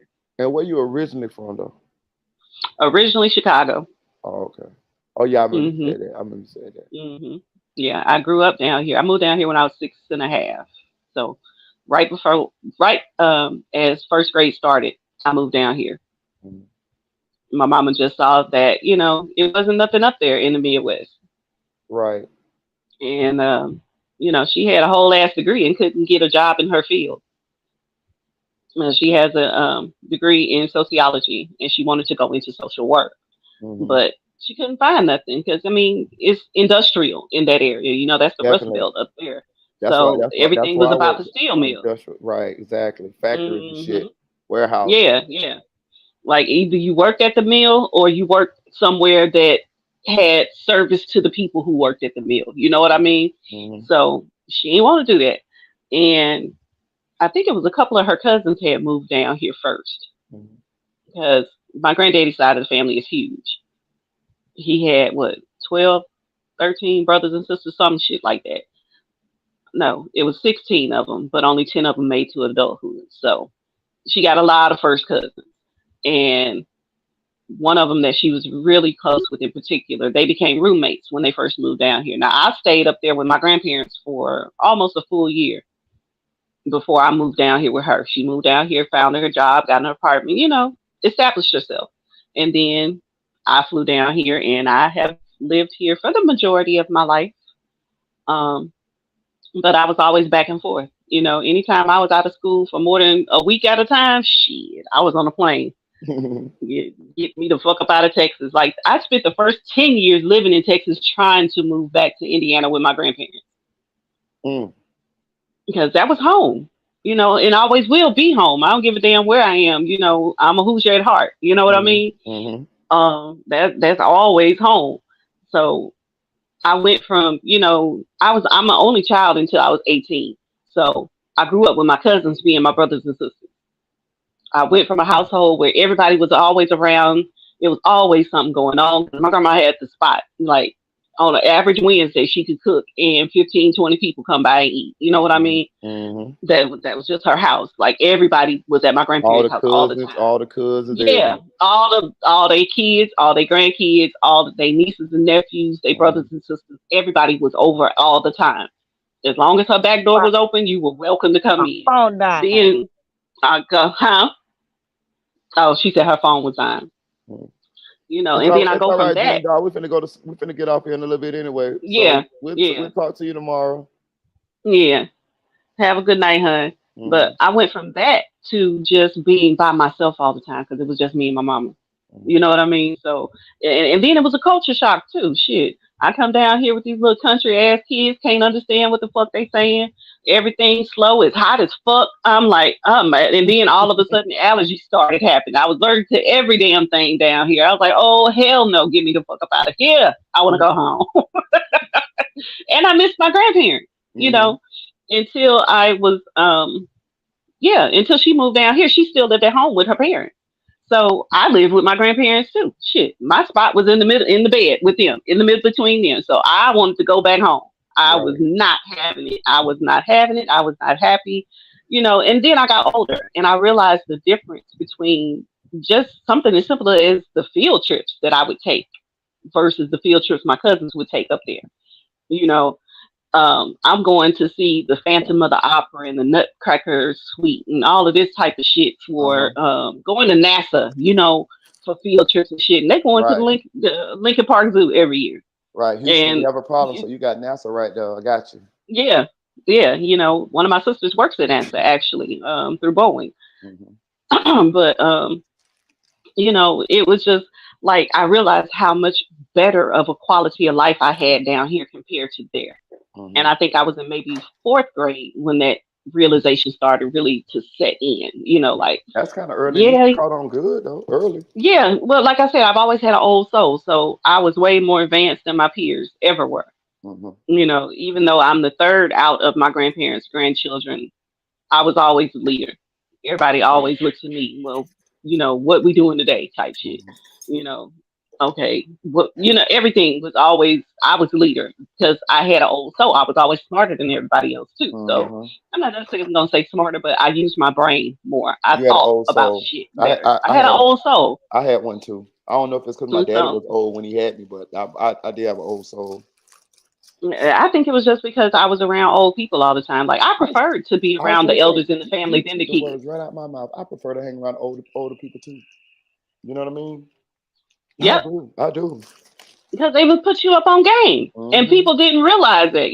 So hell, I got the stories of my great grandparents picking cotton back on the plantation and shit. I got Hmm. all of that because I listened. Me too. I sat down and I listened. I was just going to say the same thing. I'm the one who used to sit down and listen. Like even now, in my mom family on my mom's side, I'm the one that kind of tied everybody together because I remember my older aunties and stuff like that. There, and Mhm. I used to be with them, and I remember I can tell all the old stories. I remember all of Mhm. them. I remember the ones who dead. Everybody, but my sister and brothers and them, they don't remember nobody. They don't even, you know what I mean. But I do. You know what I mean? And Yeah. Yeah. I'm kind of like the connection to you know what I mean, to everybody. Yeah, yeah, and um, that has also, helped me become the person I am today because I have the wisdom of my elders. That's what I got. That's what I got. I stand on their shoulders. So yes, I need to know their story. Mhm. And yeah, even as a kid, I would hang out with the old lady next door, Miss Edna. Loved Miss Mhm. Edna to death. She was like another grandmother to me. Um, and shit, when Miss Edna died, she didn't have any children or grandchildren or anything. She left me a little bit in her will. I know that's right. Like I was her granddaughter because I was, Right. might not have been by blood, but by relationship, absolutely. Right. You know, and my cousins would be mad because she would give all of my grandmother's grandchildren money in a card every Christmas.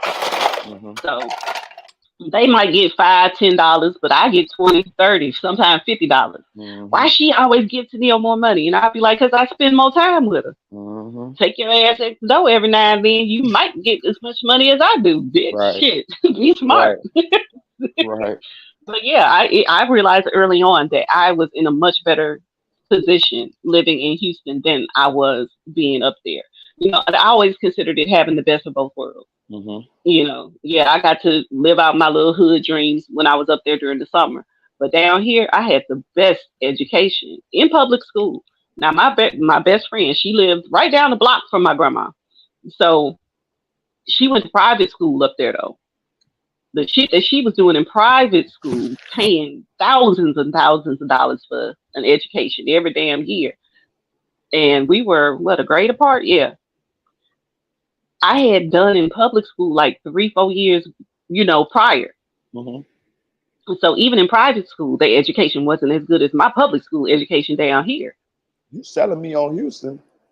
Man, Houston is the shit. I'm telling you, Houston is the shit. And I don't live in the city anymore. I live in the suburbs. Right. But it's nice out here. It's I nice. believe. I believe you. It's chill. I can go outside and sit in my backyard right now, and I can hear the cows moving in the damn pasture about 2 miles away. No Right. lie. It's quiet. I And like that. even though it's getting a little bit more rowdy around here compared to what it used to be. But even that, it's still a very nice area, Right. But more and more people are moving into the city, so the real estate and the prices are going up. Because it used to Mhm. be like what they would pay for a house out in California. Man, for a 1, 2 bedroom house, they talking about 1.5 million. You used to bring that shit out here and get you a mini mansion. I promise you. Hey, do y'all got state tax? Yes, as far as from your paycheck, no. Yeah, I don't think y'all got state tax in Texas, do y'all? No, Cause no, Florida we don't got don't. it either. No, But we don't pay taxes, because state taxes out I of think Joe our Rogan, income. I think Joe Rogan moved to Texas, didn't he? I think so. Yeah, yeah, because he was living in California, and he said that Texas don't got no state tax, so he could, like you say, get a mini mansion out there for little or nothing. He don't have to pay all Mhm. them taxes.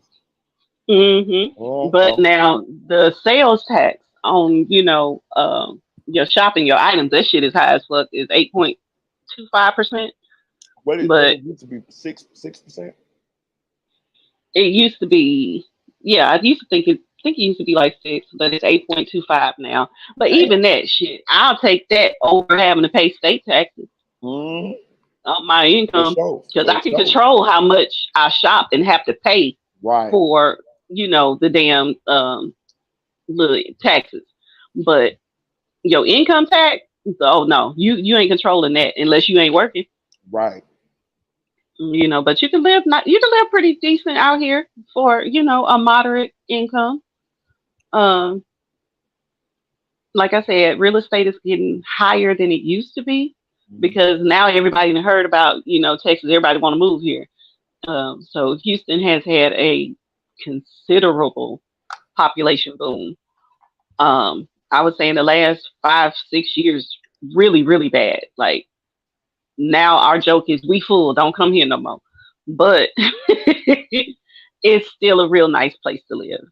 For us to be the fourth largest city, our crime rate really isn't as bad as it could be. I was gonna just ask you about the crime rate. You know, just like any other major city, you gonna have crime. I don't give a Right, fuck where you live. You gonna have a crime rate. You're gonna deal with crime. right. But like in my little city where I live in, shit, crime rate is almost null and void. Like don't shit happen out here. That's where I want to live out there for real. Like, Especially if I can go fishing. I like to fish. I ain't fished in a while, but I like to fish. ah man, yeah, you can go fishing. Shit, I see a lot of people fishing in the damn bayou right in front of my neighborhood. Oh, okay. But they have a lake maybe about a mile away from my house where most people go fishing. Like you can take your boat out there and everything. Oh, okay. You've got the shopping malls, you've got the hospitals, and then Houston has the best medical center on the planet right Really? here. Yes, that's the only reason I'm alive, honestly. If I Wow. wasn't here with access to the medical center and had the type of health care I had, I would be dead with Damn. the disease that I had. Like all of your cracks said, that shit is deadly. MRSA was deadly when I had Yeah, it. yeah. Now I it's more remember. treatable because they've developed more drugs to treat it. But the type I had, IV antibiotics, it was two different types of antibiotics that Yeah, I it would had. have to be on like Yeah, 8 weeks cause at a time straight. yeah, cause if it would have affected it could have got with your brain from your spine, your spinal column, and all of that, right? Yeah, yeah, it Yeah. definitely could have. It definitely could have. And it all started. I was at work, and all of a sudden, I felt a little itch on my thigh, and I looked down, and I saw I was developing an abscess, a boil. And I'm like, where the hell this come from? Okay, we got it. Drained and cleaned out. Went on about my business. Ain't think nothing of it. Shit. Couple months later, it hadn't healed. So my doctor was just like, yeah, that seems like that's MRSA because that should have healed by now. And then I started Yeah. getting them in other places. Yeah. So I ended up having one, two, three, four, five of them that were external that I had to have, like it left big ass holes that had to heal from the inside out. I would have to have surgery to core them and get everything out because they What's the would be wo- that what deep. what's the word I'm looking for? What they call them? Not it's not Mercer, but it's sort of like that. Damn. A lot of Mm-hmm. it's sort of the same shit, but not. They get a lot in jail. What they call it? Abscesses. No, no, it's like an infection. It's some sort of infection. Um, Shit, they get athlete's foot in jail all the time. Fungus shit. Or a No, staph infection. staph. It's like a staph Yeah. infection. Yeah, But MRSA is a type of staph infection. right, it's like a staph infection. Yeah, but it's worse. I remember people was dying from Yeah. MRSA when it first hit. Yeah. Yeah, Yeah. yeah. So, yeah, because it was so resistant to all Hmm. the different types of Antibiotics. antibiotics. Antibiotics is right. hmm And so, Hmm. once they did one surgery in particular where they were supposed to leave this pressure bandage on my thigh, because they had, like I said, to core the shit out. So I had a Uh-huh. maybe 3 inch deep hole in the inner thigh Uh-huh. where they Uh-huh. had to remove everything. and they had a pressure bandage on it. So the And I drain. told the damn nurse to leave it alone, but no, she gonna bring her ass in there. I had just had the surgery that morning. The pressure Uh, bandage is supposed to stay on for 24 hours without anybody, messing with it yeah, to make sure all the blood vessels close off and heal. The little ones and shit. yeah. And here she come ripping the damn bandage off, and she tore a blood vessel. Man, I stood up to go to the bathroom, and when I tell you, my whole damn leg just immediately blood Bleeding, bleeding. everywhere. I had Mm, to have a transfusion, not a transfusion, but several blood transfusions because I was bleeding that much. mm, And they believe it was from that instance right there where the infection went from being externally on my body, where it got into my bloodstream and it mm. set up in my spine. I used to work in a hospital when I was doing the construction. We was working in the hospital. We would have to seal all the where we was working at. We had to seal it off with plastic and have negative air machines so the dust and stuff wouldn't would get out of the construction area part of the hospital Hmm. into where the patient was. And they said that most of the patients that die in the hospital die of infections that they get from the Hmm. hospital. Yeah. Yep, because that's where I got it from. I was working at a hospital. Hmm. That's yeah. I was finishing up my RN because although I'm smart, I hate school. Okay, Hmm. I hate Hmm. school. Always have hated school. Fuck school is how I've always felt. But we grew up. You had to have a college degree to make something of yourself, right? Hmm. So I graduated in '98. I went to college. I went to Prairie View. I stayed there for just a semester because I ain't like it. It was just not what I was expecting college to be. But the next semester, very next semester, I was enrolled at University of Houston. Hmm. So I stayed there until I was getting ready to start my senior year. And I was like, you know what? I'm tired of school. I need a break.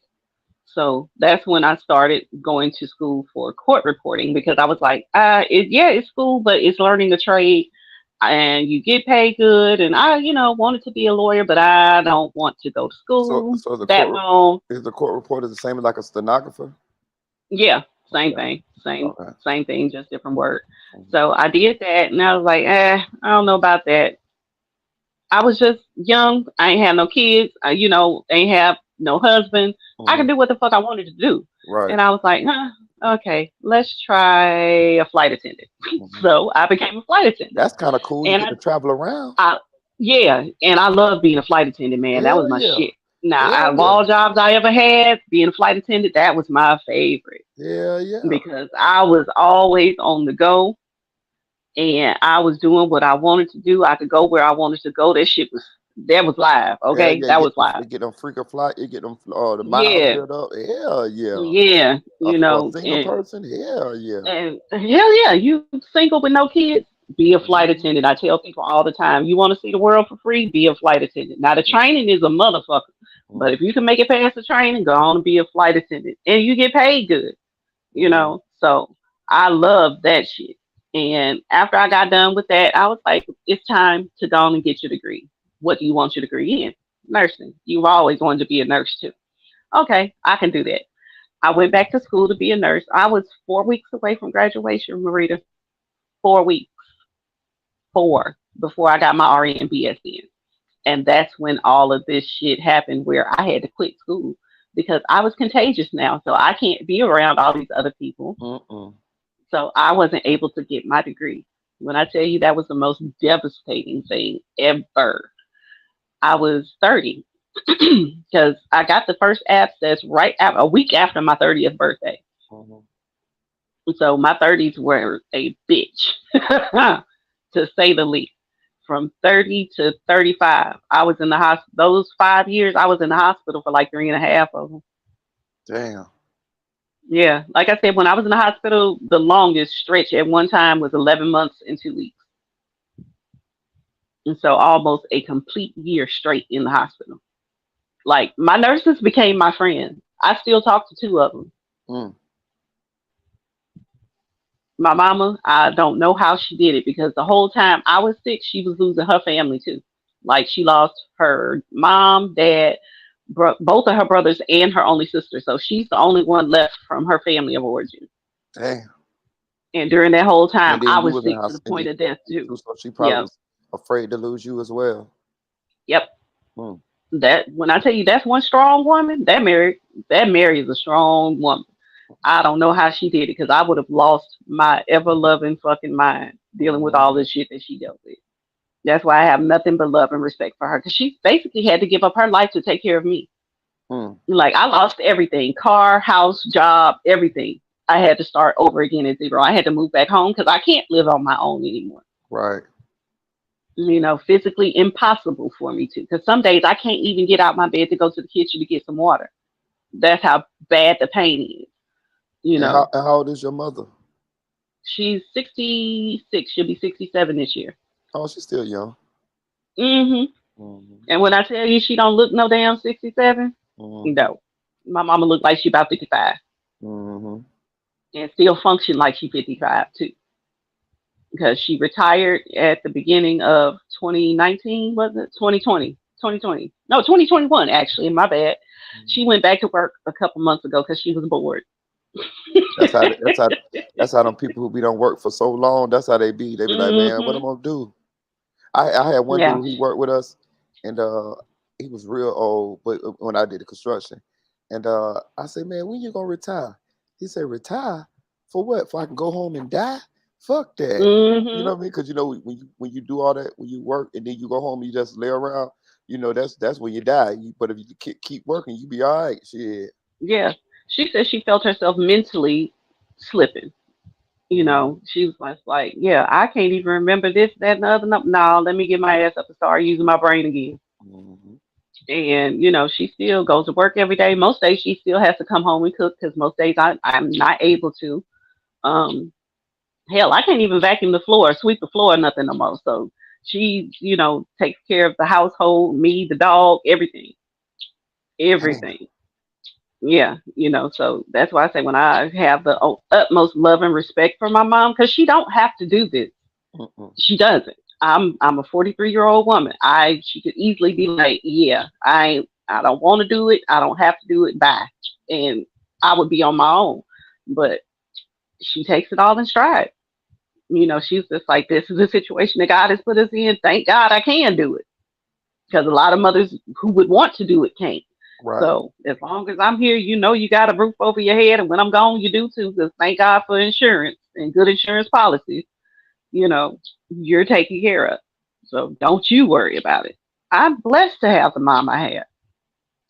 Like we was talking about little Melly, somebody hurt him. It was probably his mama. Right. Or his daddy though, because he had like he hmm had like he hate niggas or something. I don't know. It hmm probably was his And mama though. all It probably it was was his probably mama. his mom. And although I didn't have my biological father around, I called my grandfather daddy, my mom's dad. Mhm. That's who I call daddy because that's who did that for me. He stepped in. Like he would literally come down and fly down for father daughter dances to make sure that I didn't feel like I was left out. My grandfather was an amazing man. So I never worried about my biological father because shit, he was a non-factor. I still had daddy no matter what. Right. So I know I'm blessed to have had the childhood that I had because I got everything that I wanted, or put it this way, I had everything that I wanted, and 99.9% of what, well, no, I had everything that I needed and 99.9% of what I wanted. That's great. It's only two things that I can ever think that I asked for that I never got was a pair of Jordans because they was killing folks for them. My mama said she wasn't making me a target. Mhm. And the same thing for a starter jacket. She said, nope, they're killing niggas for that, Oh yeah, that and take I'm not away. making you a target. Yeah, they'll rob you for them starters, boy. Yeah, and those are the only two things I ever asked for in my life growing up that I didn't get. Mhm. When I turned 16, I got a car, brand new. You know, they ain't had to worry about paying for shit. I was Mhm. well taken care of. I was a spoiled ass kid. I ain't even gonna lie. Absolutely fucking spoiled. And I know that if for a black kid growing up in the 90s, that would had not been the norm anymore because that crack Mm-mm. era hit Right. and it fucked up a lot of families. That's So what I that's was. why my heart go out to you too. When you told, started telling your story, I was like, God damn. Yeah. And it just really made me back up and realize how blessed I am once again, Mhm. because most people didn't have it as good as I did growing up. I think it finally dawned on me how good I had it when I was 16. And one of my friends spent the night at my house. And this girl I had known since I was maybe about 6. So we had been, basically known her the whole time I was in Texas. and she was thirsty. So I told her to go on in the kitchen and get her something to drink. And she was just like, and I was like, if it ain't nothing in there, I'm sorry, we need to go to the grocery store this weekend. And she looked, she was like, what do you mean ain't nothing in here? What do you mean you need to go to the grocery store this weekend? Y'all got a kitchen full of food. I was like, a kitchen full of food? Girl, please, we ain't got shit. That's And how I she used to be when started I used to go looking with in the my. cabinets and stuff. And she was like, girl, you don't realize how blessed you are. I ain't never seen the kitchen this full. That's how I used to be when I used to go to my white friend's house. I used to be like, they used to be like, oh, there's nothing in there to eat. Shit, me, Spoon used to be with me when we was kids, and we go to our white friend's house, and man, we'll see nothing but food in there. I see some eggs, I see some syrup, I see some bread. Oh boy, we got French toast. You know what I Right? mean? Like, Right?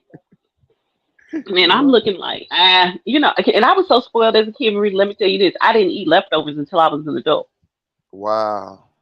For Yeah, you one, was we never spoiled had leftovers at my grandma's house because because she had all the 15, people, 20 niggas yeah, coming through all the time. yeah, So all the whatever she people, cooked, it was gone. right. So all them people coming through, it was gone. And then when I was at my mama's house, my mama knew I ain't like leftovers. So she would just cook either enough for me and her to eat that night and then maybe some for her to take to work with her for lunch the next day or just enough for us to eat that night because she knew Tennille ain't eating that shit. Mm, And I'm still picky about leftovers now. It's mm. like some things I'll eat leftovers most of the time. It's just like, once I ate it, I'm done with it for now. You can Shit, freeze me. it and I might heat it up later, but ain't no leftovers for me. I'm going back and getting them leftovers, leftover spaghetti, leftover chicken, leftover And I think anything. I'm going to get it. And I think leftover spaghetti is the worst for me because I hate when Mm. the noodles absorb all the sauce and get all soggy and shit. Oh yeah, That's awful. oh yeah, I'm all in it. I'm all in it. Uh-uh. I'm a texture person, so that Hmm. texture of them soggy ass noodles, I can't do it. Yeah, But yeah, I'm a texture person I too. That's why I don't eat oatmeal because I don't like the texture of it. yeah, see, I love me some oatmeal though. Mm-mm. Throw some fruit and some nuts in it, that should be good. Mm-mm. But I'm from the south, so I like grits. yeah, I like grits too. Don't get me wrong. Now some good old grits with some bacon or not even bacon, but I prefer some pan sausage with my grits Hmm. and some eggs. That's a good ass meal. Throw a biscuit on that bitch or some toast. Hmm. Yeah, that's a good Hmm. ass meal. But Hmm. it just made me realize how blessed I was as a kid growing up because most of my friends wasn't, and these people like had two parents in the household and wasn't living as good as I was, you Right. know? So I'm like, I got a single mom doing this shit. Yeah, it's just me and her, but even still, and don't trust and believe. I was clean, had a closet, walk-in closet full of clothes. Like mama did that shit. She busted her ass to make sure she provided a good life for Where, me growing up and did the where your same for father? my You don't sister. mind me asking where your father at now?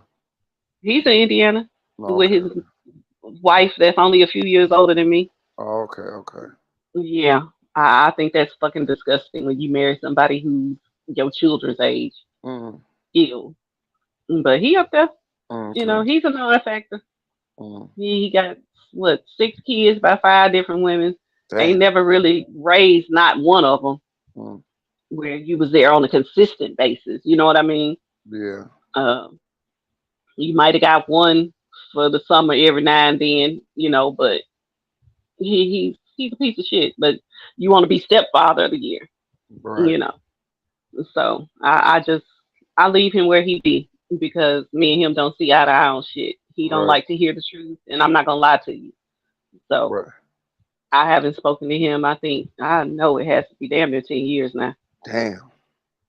Is he? Is he? and I'm okay with that. How old is he?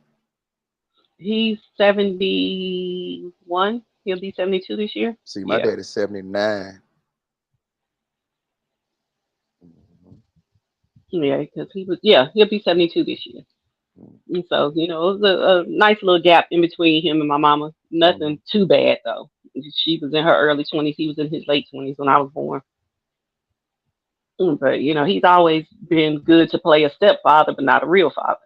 And Mhm. so he married this woman. Like I said, she's maybe 3 years older than me. So hell, if we was in high school together, she would have been a senior and I would have been a freshman type shit. Mhm. And my oldest sister is older than his damn wife. Okay, Right. so she But how? still But had how? younger But kids. how old was he when he met her though? Um, Or how old was I she? don't know. You get what I'm saying? Because She maybe. was she was maybe 40, 41. Oh. You know, and he was 68, maybe Oh, you think she 67, trying? 68. You think she trying to rob, trying to marry him for what he got? Maybe. Hell yeah, my father was a welder, Right. Oh or yeah, is a welders. welder because he still works. Yeah, welders make Yeah, good he's money. still working. Yeah, hell yeah. And as I, long as he been doing it, he make bank. Okay, I his told house you. I paid told you. for, his I, cars and shit paid for. yeah, I told you I was a construction foreman. So yeah, welders make good money. And he work at the mill up there too. Hell yeah, he make great money. He probably was And in the union and all. Welders be in yeah, the union. absolutely, Mhm. absolutely. Like I said, that nigga make good money. And I know that's what she saw, dollar signs. Because as soon as they got married, she ain't working no more. All of a sudden, Christmas gift is a brand new Lexus. Mm-mm-mm. But you was still paying child support for your grown kids because you wouldn't take care of them. You know what I mean? Mhm. You're getting your stepkids all of this shit, and you stepdad of the year, but you don't even talk to your own children and grandchildren. That type of shit. That's why I have no respect for him. Mm-mm-mm. So I've already told my uncle, which is his brother, and that's really the only person out of his family I talk to. When he died, yeah, don't put me in the obituary. We don't fuck with each other in life. I don't need to be listed as his child in death. Right. Leave me out of it. That's Because what I'm Willie. not going to the funeral. None of that shit. That's what Willie D said about Bush with Bill. They asked him. They said, "Why you ain't go to the funeral?" He said, "Man, because Bill ain't like me, and I ain't like Bill." Ain't no need to be fake about shit. Hell, just because a nigga dead don't change the type of person they were in life. Hey, Tanel, And I don't mean to cut you off. I don't know if I'm petty, but I got a list of people that I don't want at my funeral. But I do. I promise you, I do. I got a list. I wait a don't want. minute, I'm laughing because I do too. I already told my sister. I I said, told my look, daughter. these are the people that you cannot let through the door. Right. Because if you do, I'm gonna haunt you for the rest of your fucking I life. told them Yeah, call I the said, police. I don't. I told them call the police to get the bitches escorted out. I say, because I don't fuck with this one, this one, this one, and this one. And if they come to my funeral, don't let them bitches pass the damn door. Hmm. So that's why I'm laughing because I got the same type of list. Shit. Hmm. If you don't fuck with me in life, don't come around when I die trying to jump in the casket with me. Fuck you, Hmm. bitch. For real. I ain't that type of person. I'm really not. I ain't fake. Mm-mm. And that's one thing for sure. If I Right. like you, I like you. If I don't, I don't. And I have the type of face. I can't hide this shit on my face either. I just don't You like. gonna know I just don't want you to come around and try to fake love me when you had a chance to love me when I was really here and you didn't. Fuck you. that too. You know what I'm That saying? too. That's, trust and believe. It was somebody in my family that died that I ain't fuck with. Do you think I bothered to even go to the funeral, pick up the phone, send condolences, put a post on face? Not a damn thing. Right. If I don't fuck with you in life, I ain't gonna fuck with you when you dead. And I ain't gonna be one of them fake love motherfuckers either. Oh Mm-mm. my God, I can't believe. Nope. Nope. Mm-mm. Mm-mm. God bless his soul and move the fuck on. Right. I ain't got time for the fake shit. I'm gonna take a step. Yeah. I'm gonna take a step further than that. If I stop talking to somebody for a reason, I already be prepared for one of us to die and never talk to each other again. Yep. I'll be like, Yep. fuck. I'll be like, okay, when I cut a bitch off, I already in my mind be like, this is probably gonna be the last time I ever talk to you in life. So if you die Yep. tomorrow, it's fuck it. And if I die Yeah. tomorrow, fuck it. Yep. And it ain't even necessarily I in my head you already dead. That's what I'm trying to say. Like you did already. In my head you already dead. Right. So I'm not gonna act like you alive. You Mm-mm. already dead in my head. Right. I had a friend like that, and me and that girl fucked with each other for years. But now you dead to me. Hmm. And as much as I loved you, nope. Like I said, I'm loyal to a fault. But when I'm done with you, I'm done with you. Right. You know, and it ain't no going back. The only person I've ever done double back with a friendship was my best friend Jessica. But Hmm. like I said, we've been friends since the girl was born. Like literally, we would be in diapers. Our uncles were best friends. They Hmm. lived down the block from each other, so they would bring their nieces who are the same age together to play. So I don't remember life without Jessica Mm. ever. And yeah, we went through a period of time where we wasn't talking to each other. But how I knew we wasn't forever done, neither one of us blocked each other on social media. Hmm. We were still able to lurk and make sure you okay. Hmm. And if some shit went down, I'd shoot her a message, be like, yeah, I heard about so and so, my condolences, or whatever. She'd shoot me a message every now and then. Just wanted to check and make sure you're doing okay. I see you in the hospital from your mama's post or whatever. You all right, whatever. But we went for 6 years where we really ain't have a conversation with each other. Mm-hmm. But after a while, we was able to fix it. And now that's my dog for life. Right. And it still was even then. We were just having a misunderstanding. Right. And once we really talked about it and got down to the real deal of what we was both feeling at that moment in time, we realized we was petty as fuck. Yeah, If yeah. we would have just had that conversation 6 years 6 years back, we would ago. never would Yeah. have went them 6 years without being in each other's life. Right. Because so much shit happened in that 6 years. I was sick, going in and out of the hospital. She got married, had a baby, and a divorce in that whole goddamn time. Damn. So it was just like when I came back into her life, you're not the same person at all that I left. Right. She got a whole 6 big years ago. baby. You got a whole damn. I think Autumn was maybe 2, 3 when we started talking again. Mm-hmm. So you're not single. No ties, Jessica. You now, mommy Jess. Mm-hmm. But her daughter, you would have thought I was there from that baby's first breath. First time she met me, she started calling me auntie, and it was like I was never a stranger to her. And her mom was just like, I don't get it because this kid don't like nobody, but she love you. I was like, she know who I am, whether she knows it or not. Her spirit feels who I am. We good. Mm-hmm. But that's the only friendship I've ever gone back and been like, okay, we can fix this. Anything else, I'm done. Whether it's a family relationship, friendship, boyfriend, girlfriend, none of that shit.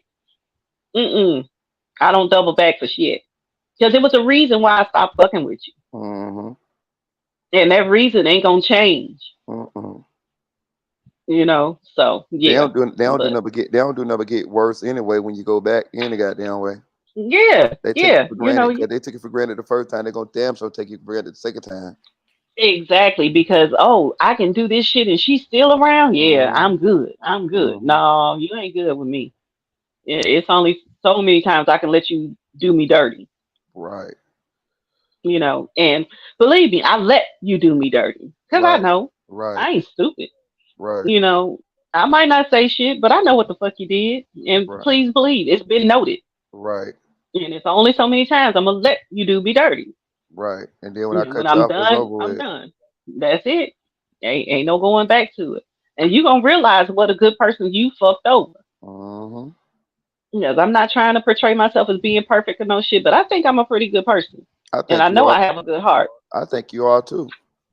Thank you. And I think the same of you. Thank you. When you listen to people talk and you can just tell, you can tell. Mm-hmm. Mm-hmm. You can just tell. And I ride for my people. And you gonna miss that shit Right. when I ain't around no more. I promise you will. Right.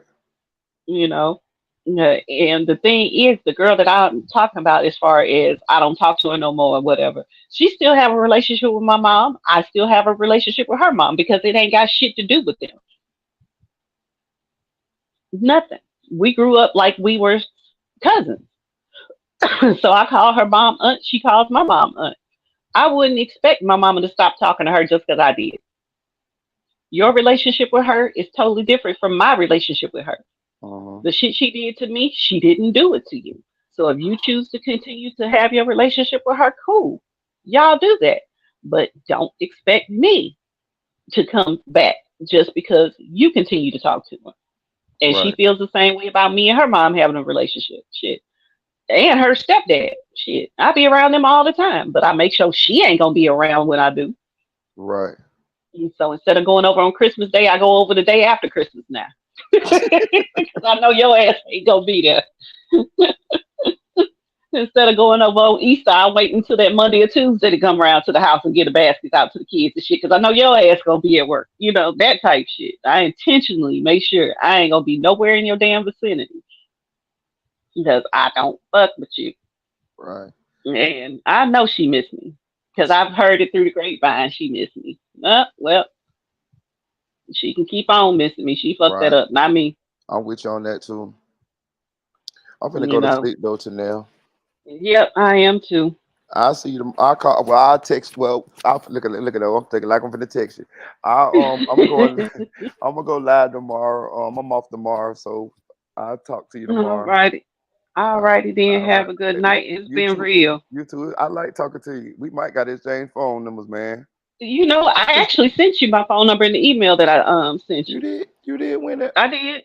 Well, you might well resend it then. You gotta resend it because it's probably I got so much spam on my thing. Okay. I'll resend it though. All right. All right then. You have a good night, babe. You too. You good night too. All right. All right.